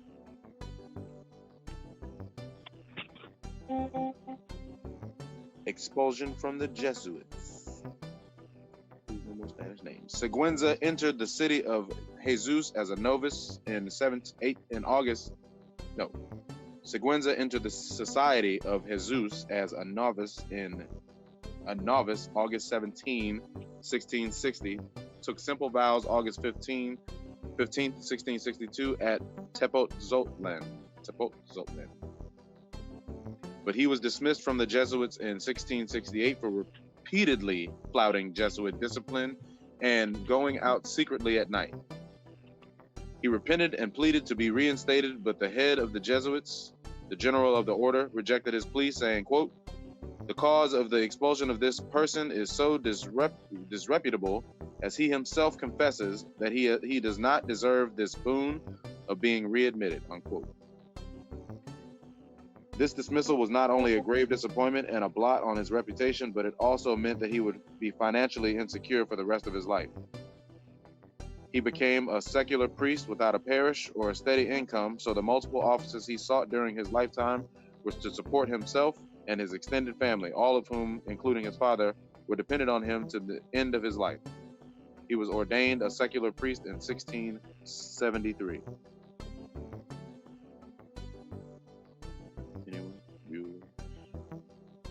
He studied at the Royal and Pontifical University of Mexico following his dismissal. I'm sorry, I was hitting a button, and I apologize. So you can stop right there. The reason why I wanted to bring him up, because these are one of the references that Brackenridge used. And I'm going to read a little snippet. This is from Brackenridge's, let me give you the actual title. Hold on a moment. Well, let me read the piece, and then I'll come back and give you the title. This is what Don Carlos, what he had to say, dealing with the manuscripts, because this was part of when Brackenridge gave his report or his journal, and they turned it into a book. This was one of the references that he used, was Don Carlos. And you're reading about all of his accreditation and what he had done, and that his dad was a tutor of the royal house. And it tells you that he was expelled from the Jesuits, but the reason why he was expelled from the Jesuits, because he could not, and I'm gonna give you the backdrop, he could not buy into what the Jesuits were trying to do on making this the new world. He knew better. He knew better, because he's like, I'm seeing things that don't add up, and I cannot apply this, nor can I promote this. Here's what he says. It says, Don Carlos, however, in his manuscript notes, believes them to be talking about these monuments, and he talks about the monuments are the instruments of the Toltec. And he says at the Azteca, the Toltec. And then Don Carlos says, however, in his manuscript notes, believes them to be the work of the Olmec nation. I'm gonna say that again, because remember that Brackenridge was saying, hey, they're saying, the Mexicans are saying the Toltec, the Tolteca, or the Olmec. Going back to the notes, like I said, there were things that were edited for a reason, and why Brackenridge couldn't say what he wanted to say for a reason, because he knew that Don Carlos, almost 100 years before, was kicked out of being a Jesuit because of what he was saying, and he was telling the truth. When you tell the truth, good people, and that's why I want to give this word of encouragement before I finish this. When you are being rejected by those that are in popular demand, don't be discouraged if you're standing on truth. The truth will not fade. It may be covered up for a while, but it won't fade. So for those that are still trying to cling and hang on to be a part of something, to be slapped around, that's why I was never in the game. Because there is no way in HE double hockey sticks that I'm going to allow you to jump me into something, to beat me to a breath of my life, to be a part of something. And I'm talking about, again, literally and figuratively. So if you need to be beat down and beat up to be a part of something for popularity's sake, then you need to rethink that. For you see, A2 are the misfits, of the back chats, of YouTube, and everything else. But when you stand on truth, that doesn't bother me. I'm not swayed. When you stand on truth. So anyway, I'm off my soapbox, but I'm gonna get back to what he says. He says that in his manuscripts, believes them to be the work of the Olmec nation, which dwelt around Tlaxcala. If this hypothesis, of which we are acquainted with historical foundations to be true, these monuments be still more ancient. Uh-oh. So he's saying that he's attributing these monuments, and Brackenridge knew this, but he couldn't put it in there. He was scared to put it in there because Don Carlos is saying these are more ancient than we thought.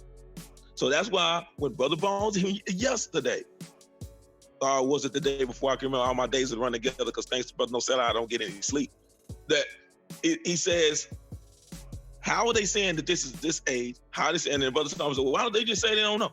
They can't say that they don't know because again, when you're trying to make this the new world, you can't put dates on something that goes past their European civilizations. Y'all following me? So you cannot, Right. There's no way that you can do that because now you're saying, wait a minute, if this is the new world, but you have stuff over here that's more ancient than Europe, than the so-called old world, then this can't be the new world. This has to be the ancient world, and Europe is the old world. There's a difference between old and ancient. Huge difference.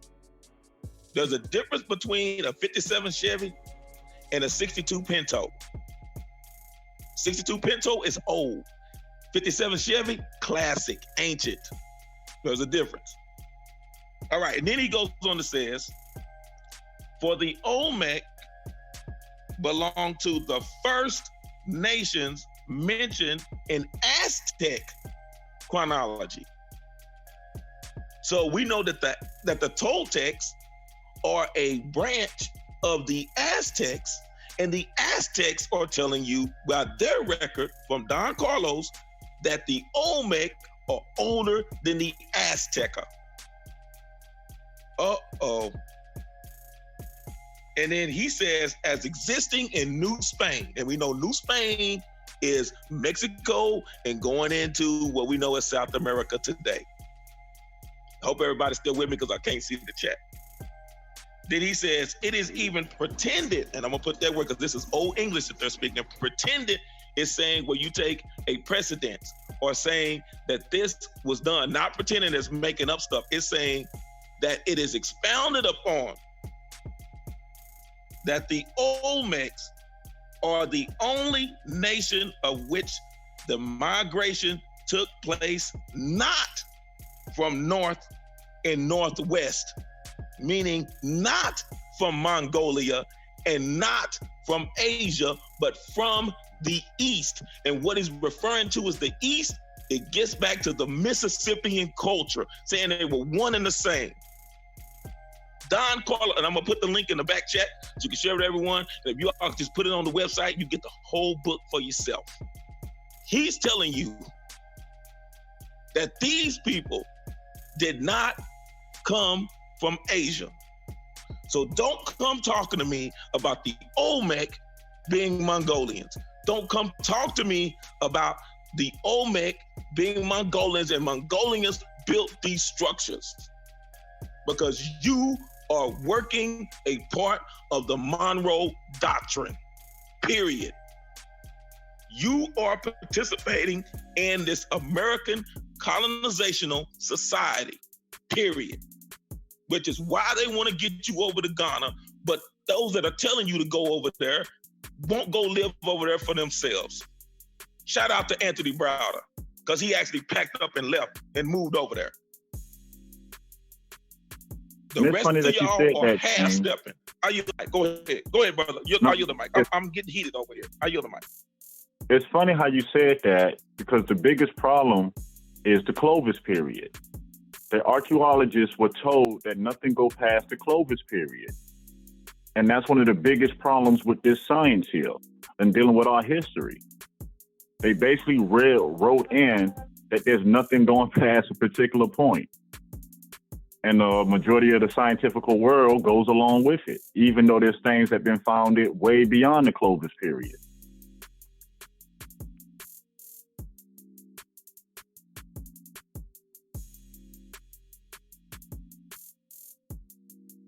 That colonized mind again, indoctrination.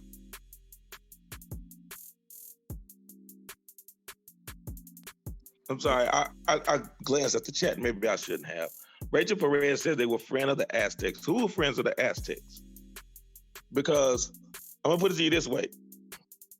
The Aztecs are saying that the Olmec are older than them. I'm not friends with my children. I'm not your buddy. I'm not your pal. I'm your father. And I'm not trying to make a dig at you, but I think that's what you were getting, because I tried to put it in context of when I was speaking. So the Aztecs are not friends with the Olmec.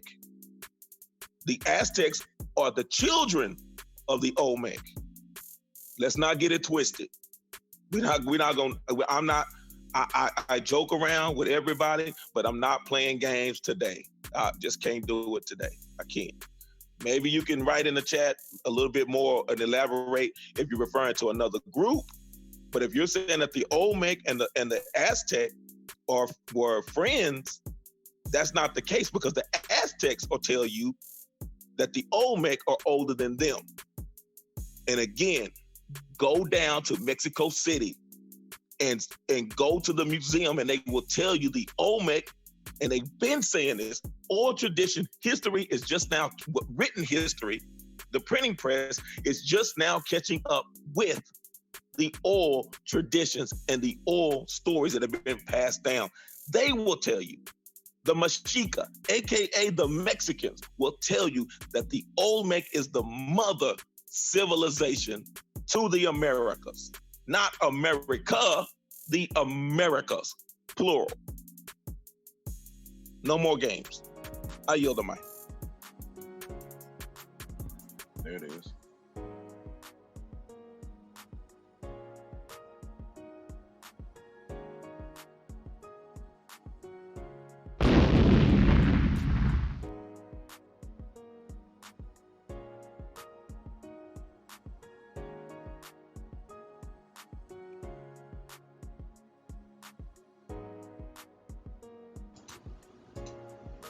All right, so let's see.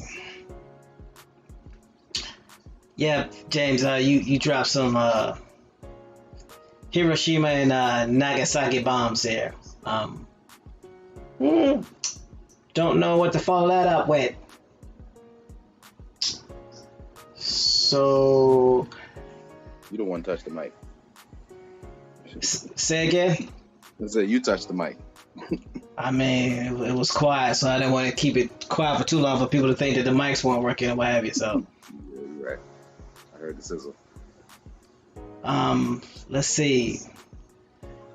Is there anything else you wanted to bring to the people, James, or is that it for today?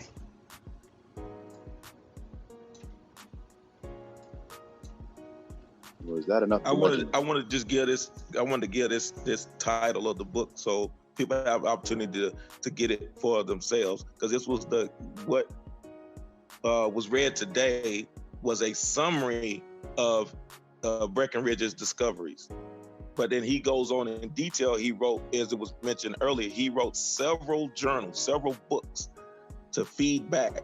And I really want people to understand how this all falls in line on the Louisiana Purchase, pardon me, and what was done, his findings, that he was being genuine in his findings, and how how things got twisted into where they are today, and how you're seeing that they use this to come up with the Monroe Doctrine, which led into the American Colonization Society, which led into the Indian Removal Act.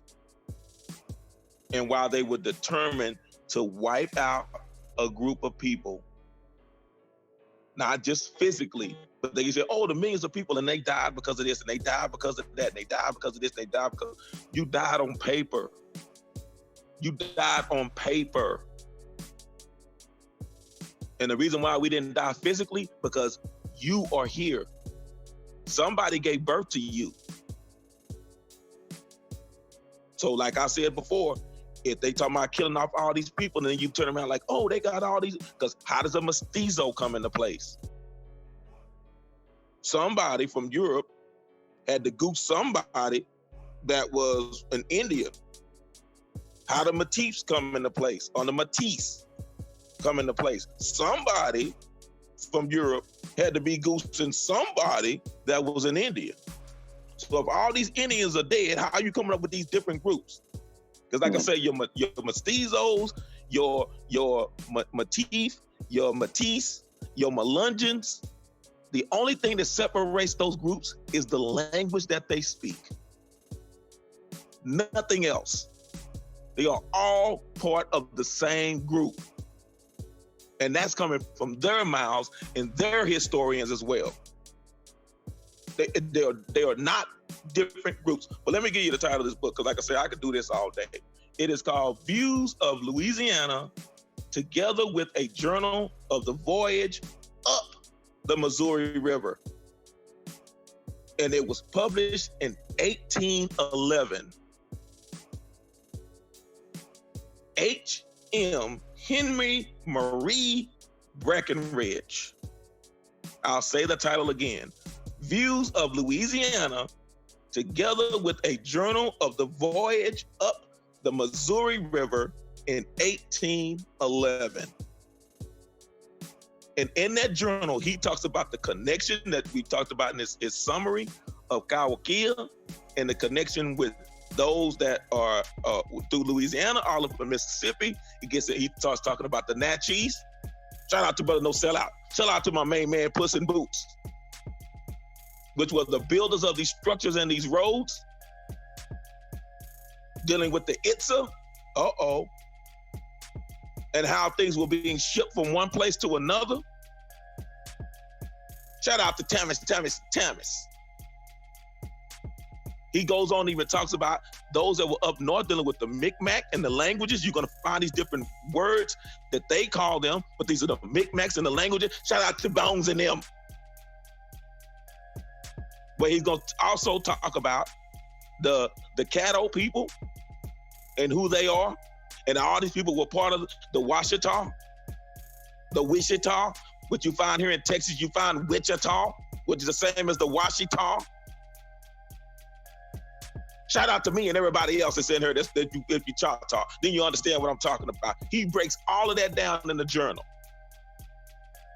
And then you go start figuring out why they started labeling us all these different titles and giving us all these different names that they called us. Now you have a better understanding as to why the Mason-Dixie line was drawn, and why in the world the Iroquois nation is fighting those to the south. Say no to pet names. All about controlling the Mississippi River. Go ahead, sir. I'm sorry. Go ahead. No, I was just saying, say no to pet names. Just say no. Or you're going to end up like Arnold Drummond. Y'all don't know, you better watch Different Strokes. Just say no. Nancy Reagan.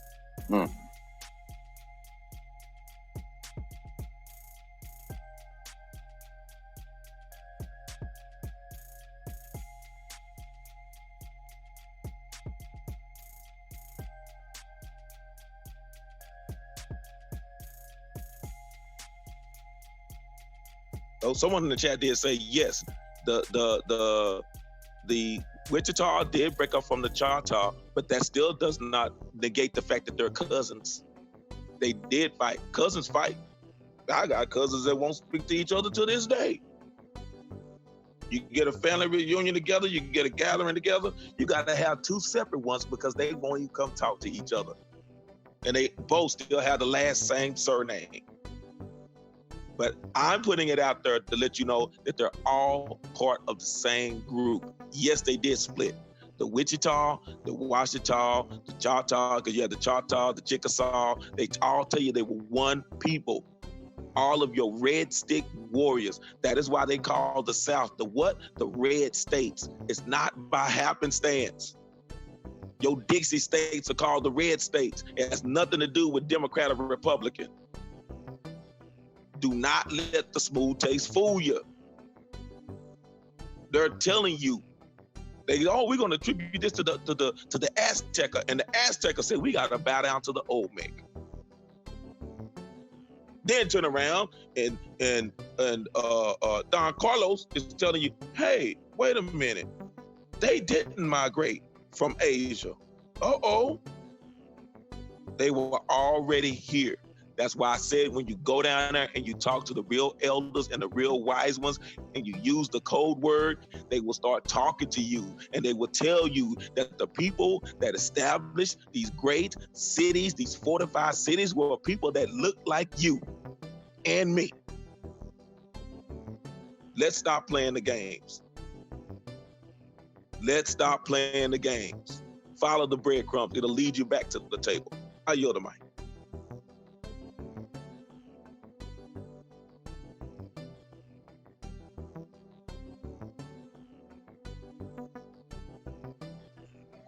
My hand's kind of cold, so I pick up the mic. Hope y'all heard that. Hope y'all heard that. But it ties back into what we constantly say. Do the research to find your name, to find your people, not the name somebody else described you as, not the name somebody else placed over you. Find your true people, find your true self.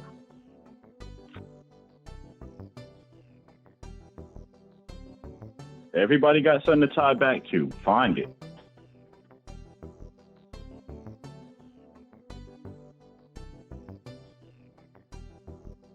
Oh man, I've got to say this too. I'm sorry. Also in that journal, you will find the breakdown of, he's telling you horses were already here, and he tells you what Appaloosas, because we know the Appaloosas, Louisiana. Still getting back to this Louisiana, Appaloosa. They're always named after King Louis. No, Appaloosa, Louisiana. You're gonna find out Appaloosas. What Appaloosas means, it means black skull. Why does all this stuff keep coming up dealing with black stuff in reference to all this stuff? Tuscaloosa. But then they want to tell you about Louisiana. Come on, son. Don't believe the hype. Oh, it's named after Louis. How was it named after him? How long did they have possession of Louisiana? Come on, son. How you get Appaloosas? And the Appaloosas were the first people that they ran into. And the Appaloosas were the horse breeders. Come on, son. Come on, son. Cowboys are color. Go to the rodeo. Check it out. I yield the mic.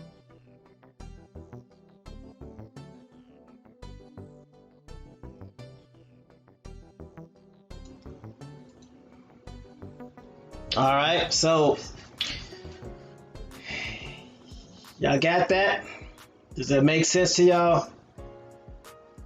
Again, I see that there are some agents still trying to create narratives. If I were you, I'd stop it. With that being said, does anybody have anything that they want to share with the people before we get up out of here?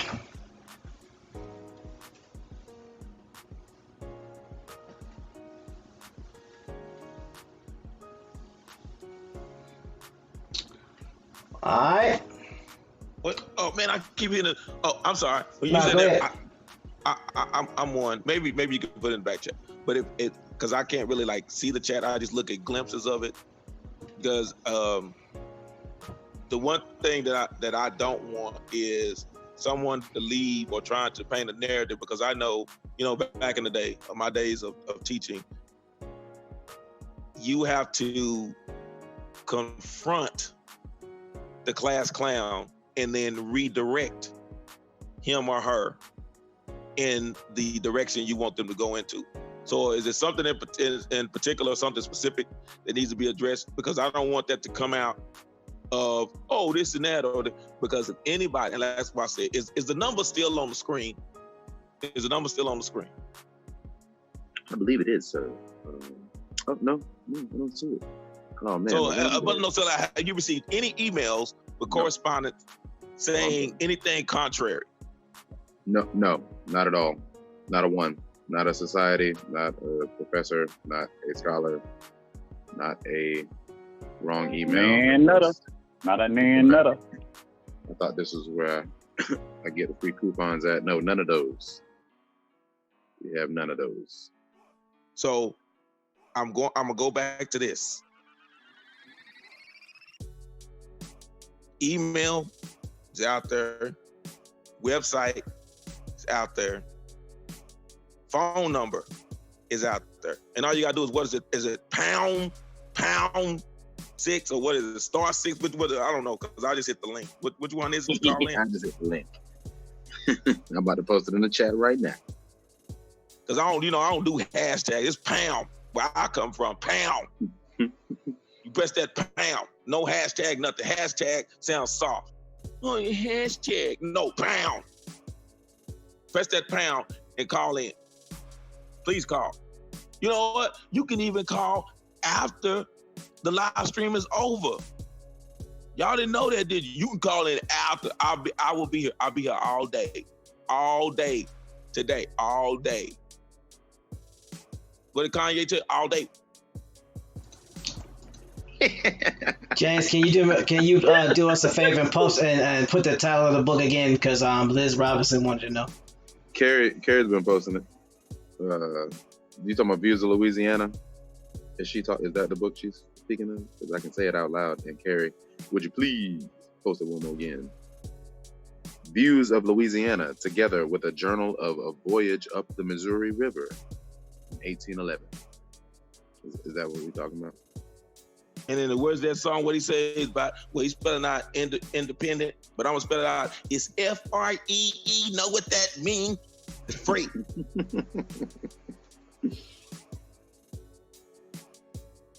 Didn't have to pay no $250,000 for a book. Come on, son. 50. Books are free.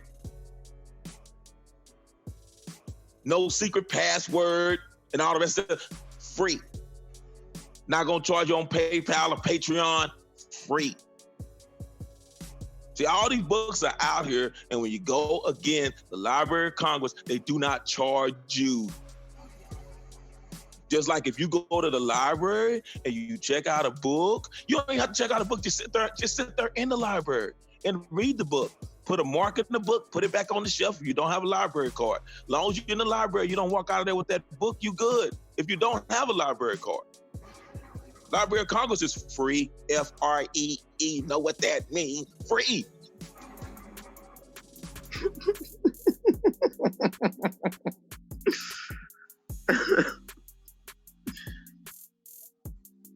Man.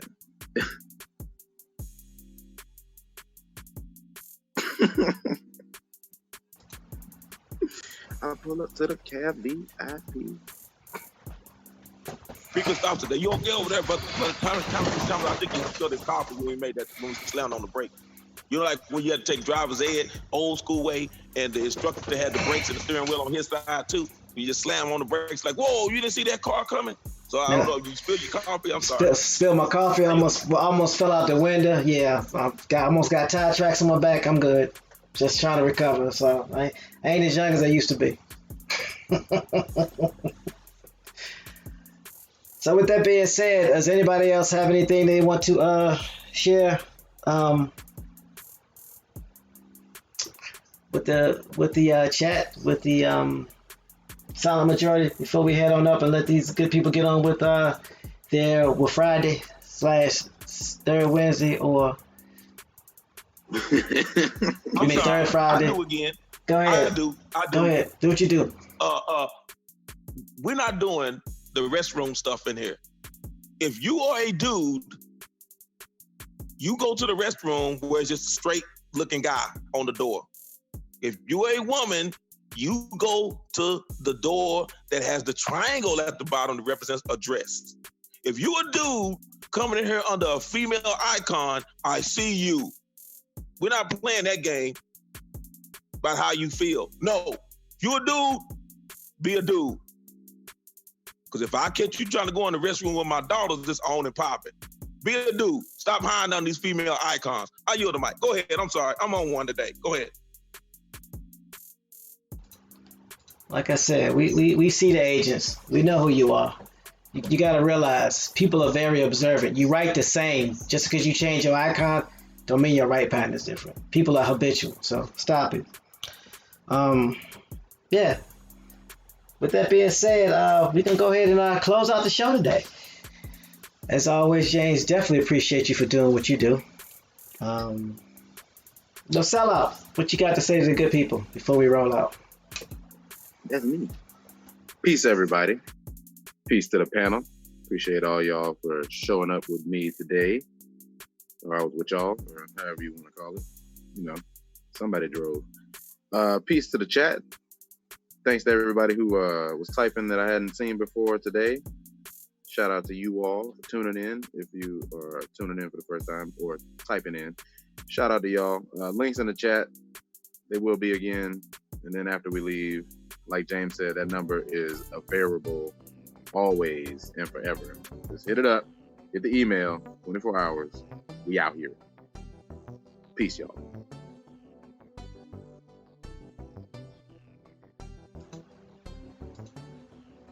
All right. Appreciate that. No sellout. What the? So, James Flame, you did it again. You dropped the mic and left it in shambles. So, here's a new mic. And, you know, you can go ahead and let the people know what they need to know before we let them up out of here. Mic is yours. Man, I appreciate you all's patience with me. By the time you send me your cleaning bill, because I know you got those silk shirts on, you put that copy on and tie and everything. Hope you're not having no knots. Remember, no knots. No more knots today. So just send me the cleaning bill and I'll take care of it. I know it's going to be about $500, $600. That silk shirt just alone. Y'all didn't know? No, I don't wear silk shirts. Anyway, go ahead. But I hope that everyone has a better understanding. And I can't stress it enough. I cannot stress it enough. That no more Mr. Nice Guy. Because you have some that are going to try to come and tell you, oh, they all just did together. The Maya and the Aztec. Two branches from the same vine.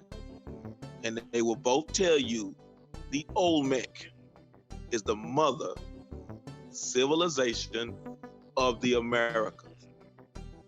Now we're starting to find out, wait a minute, these structures here are older than these structures that we talked about in Egypt.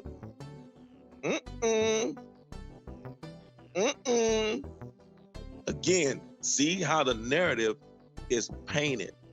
How they, again, with the gun and the printing press, they are trying to rewrite history. But these structures, again, could be covered up, but they couldn't be destroyed. And everywhere they keep digging, they keep finding us. But then they'll tell you, oh, we found this arrowhead, and it belongs to this group of people. And we found these shells, and they belong to the Galt people. But they never describe the people. They'll give you a half a tooth and tell you, oh yeah, well this was it. Go ahead and keep believing the hype. They don't want to describe because they knew, Brackenridge knew that he was going to get kicked out of his society the same way Don Carlos did. Because he said, I cannot keep going on with this lie that you all are trying to feed. Because remember, they were like, oh, all over they all cannibals. They all eat their own. They eat their young. They like wild boars over there. But then they're telling you gracefully, saying, hey, these are the most civilized people we've ever come across. When Brackenridge says, oh, I spoke to the Mexicans, and the Mexicans are saying, no, there were others before us. Because again, your Mexica is a mixed multitude. Do not let the smooth taste fool you. And anybody that's telling you the Mexica or the chosen ones, and they're above everybody else, you can't be above your father. Let me rephrase that. You can't be above your grandfather. Because there's another layer between the Mexica and the Olmec. So no, you're not my buddy. You're not my pal. I'm not your buddy. I'm not your pal. I'm not your friend. I'm not your peer. I'm your parent. So I'm gonna leave you with this. Check out Marvel Comics Wolverine. Why is Wolverine so wild?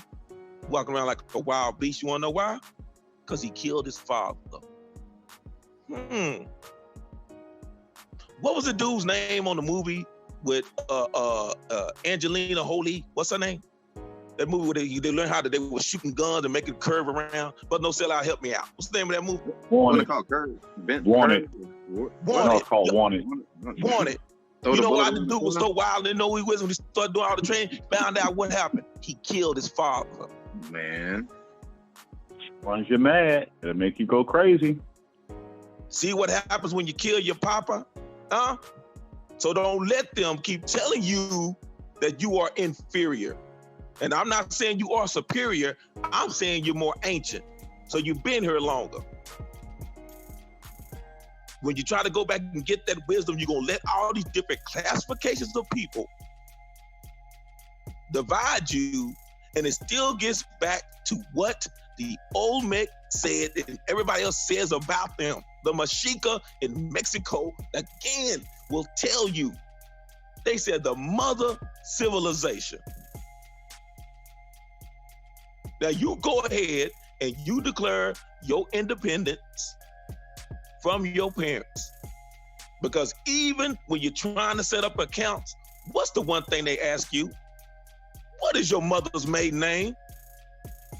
Okay, you try to set up a light bill, bank account, cable, water. They always ask you, one of the phrases they ask when you call in, you can give them all the information about you. And they still ask you, what is your mother's maiden name? Where do you think that comes from? Stop playing. Stop allowing the children to tell you, the parent, what to do. Whoop they behinds. No more time out. I'm out of here. I yield this cotton picking mic.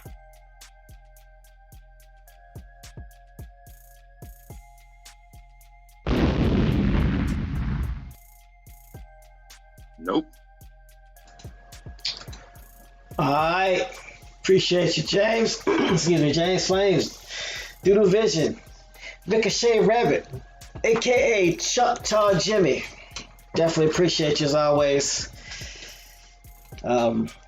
Make sure y'all get that book that he was talking about to verify the sources. Make sure you check the link out that we sent and put it in chat so that y'all can verify the sources and do y'all due diligence. Appreciate everybody that came out. Everybody from the new subscribers to the A2 silent majority, all the way to the chat. We definitely appreciate y'all. To the A2 panel, to the Tactics Assembly, y'all make what I do so much easier. Definitely look forward to seeing y'all in the rising. And with that, I'm going to relinquish the mic to Bones H. McCoy. Take us up out of here, boss.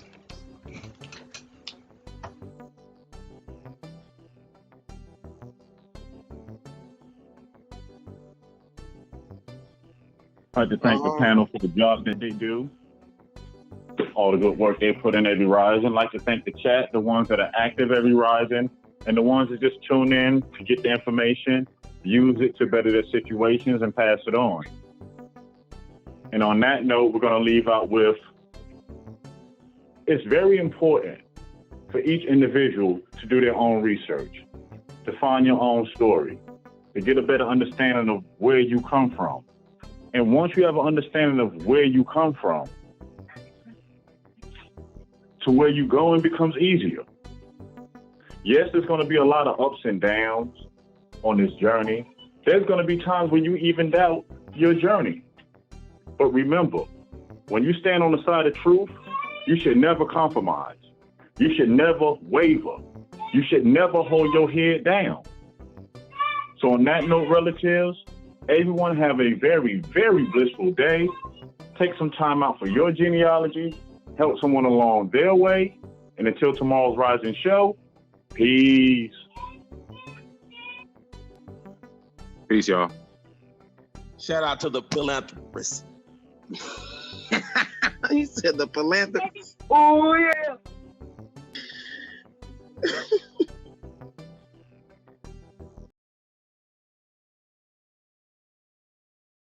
Pacifiers? You don't need to say it again, they didn't hear you.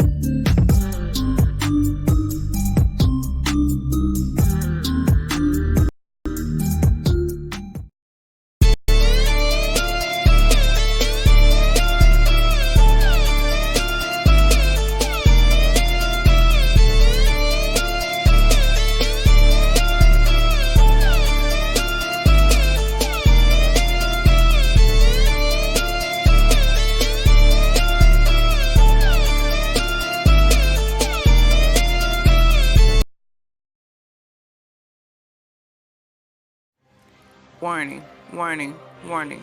Hard hats, pickaxe, shovels, boots required.